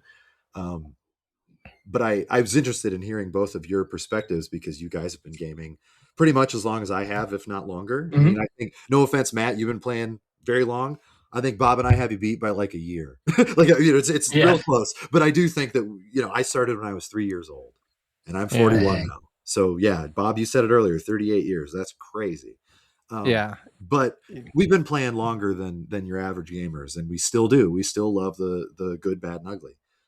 What I would be interested, I'm actually kind of upset that Alex wasn't on this episode as a PC gamer, because he's an adopter of the PS5. We all talked him into it. I hope he doesn't feel burnt by this news today. I feel for him. I really do. I thought of him earlier, and I was like, fuck. But on that note, we've talked about this quite a bit. I know the episode is long, so I'm going to kick it back to you, Matt. If you think there's anything else we want to talk about, or if you want to wrap it up, that's entirely up to you. Yeah, no, it's been a great podcast. We've had a good conversation. I think it is time to wrap it up. Let's not hit. Yeah. So this is a step in the wrong direction, in our opinion. I mean, I'm not anti-digital. I just don't like the anti-consumership stuff. And I'm just a big fan of physical media. So yeah, the PS6 question was awesome. And what do you guys think, our listeners? What are you upset about this as much as we are? Tell us in the Discord. Let us know how you feel. But other than that, thanks so much for listening. Thanks, Caleb, for being on the cast. We appreciate it. Thanks for the state of the draft. We'll see you at the next State of the Draft for the beginning of the next month. We appreciate everyone. So have a great rest of your evening, morning, night, whatever time the hell it is. Later. Goodbye. Shapes of Gaming is a podcast shaped around gaming and, most importantly, our community. That's you. It is written, created, and recorded in beautiful Colorado Springs, Colorado by me, Matt Stenson, and my good friend Bob Harriman. If you would like to be part of this amazing community, be sure to like, subscribe, or follow us on all the social media platforms or the podcast app of your choice. Thanks so much for listening, and always remember, keep the conversation going, and most importantly, keep gaming.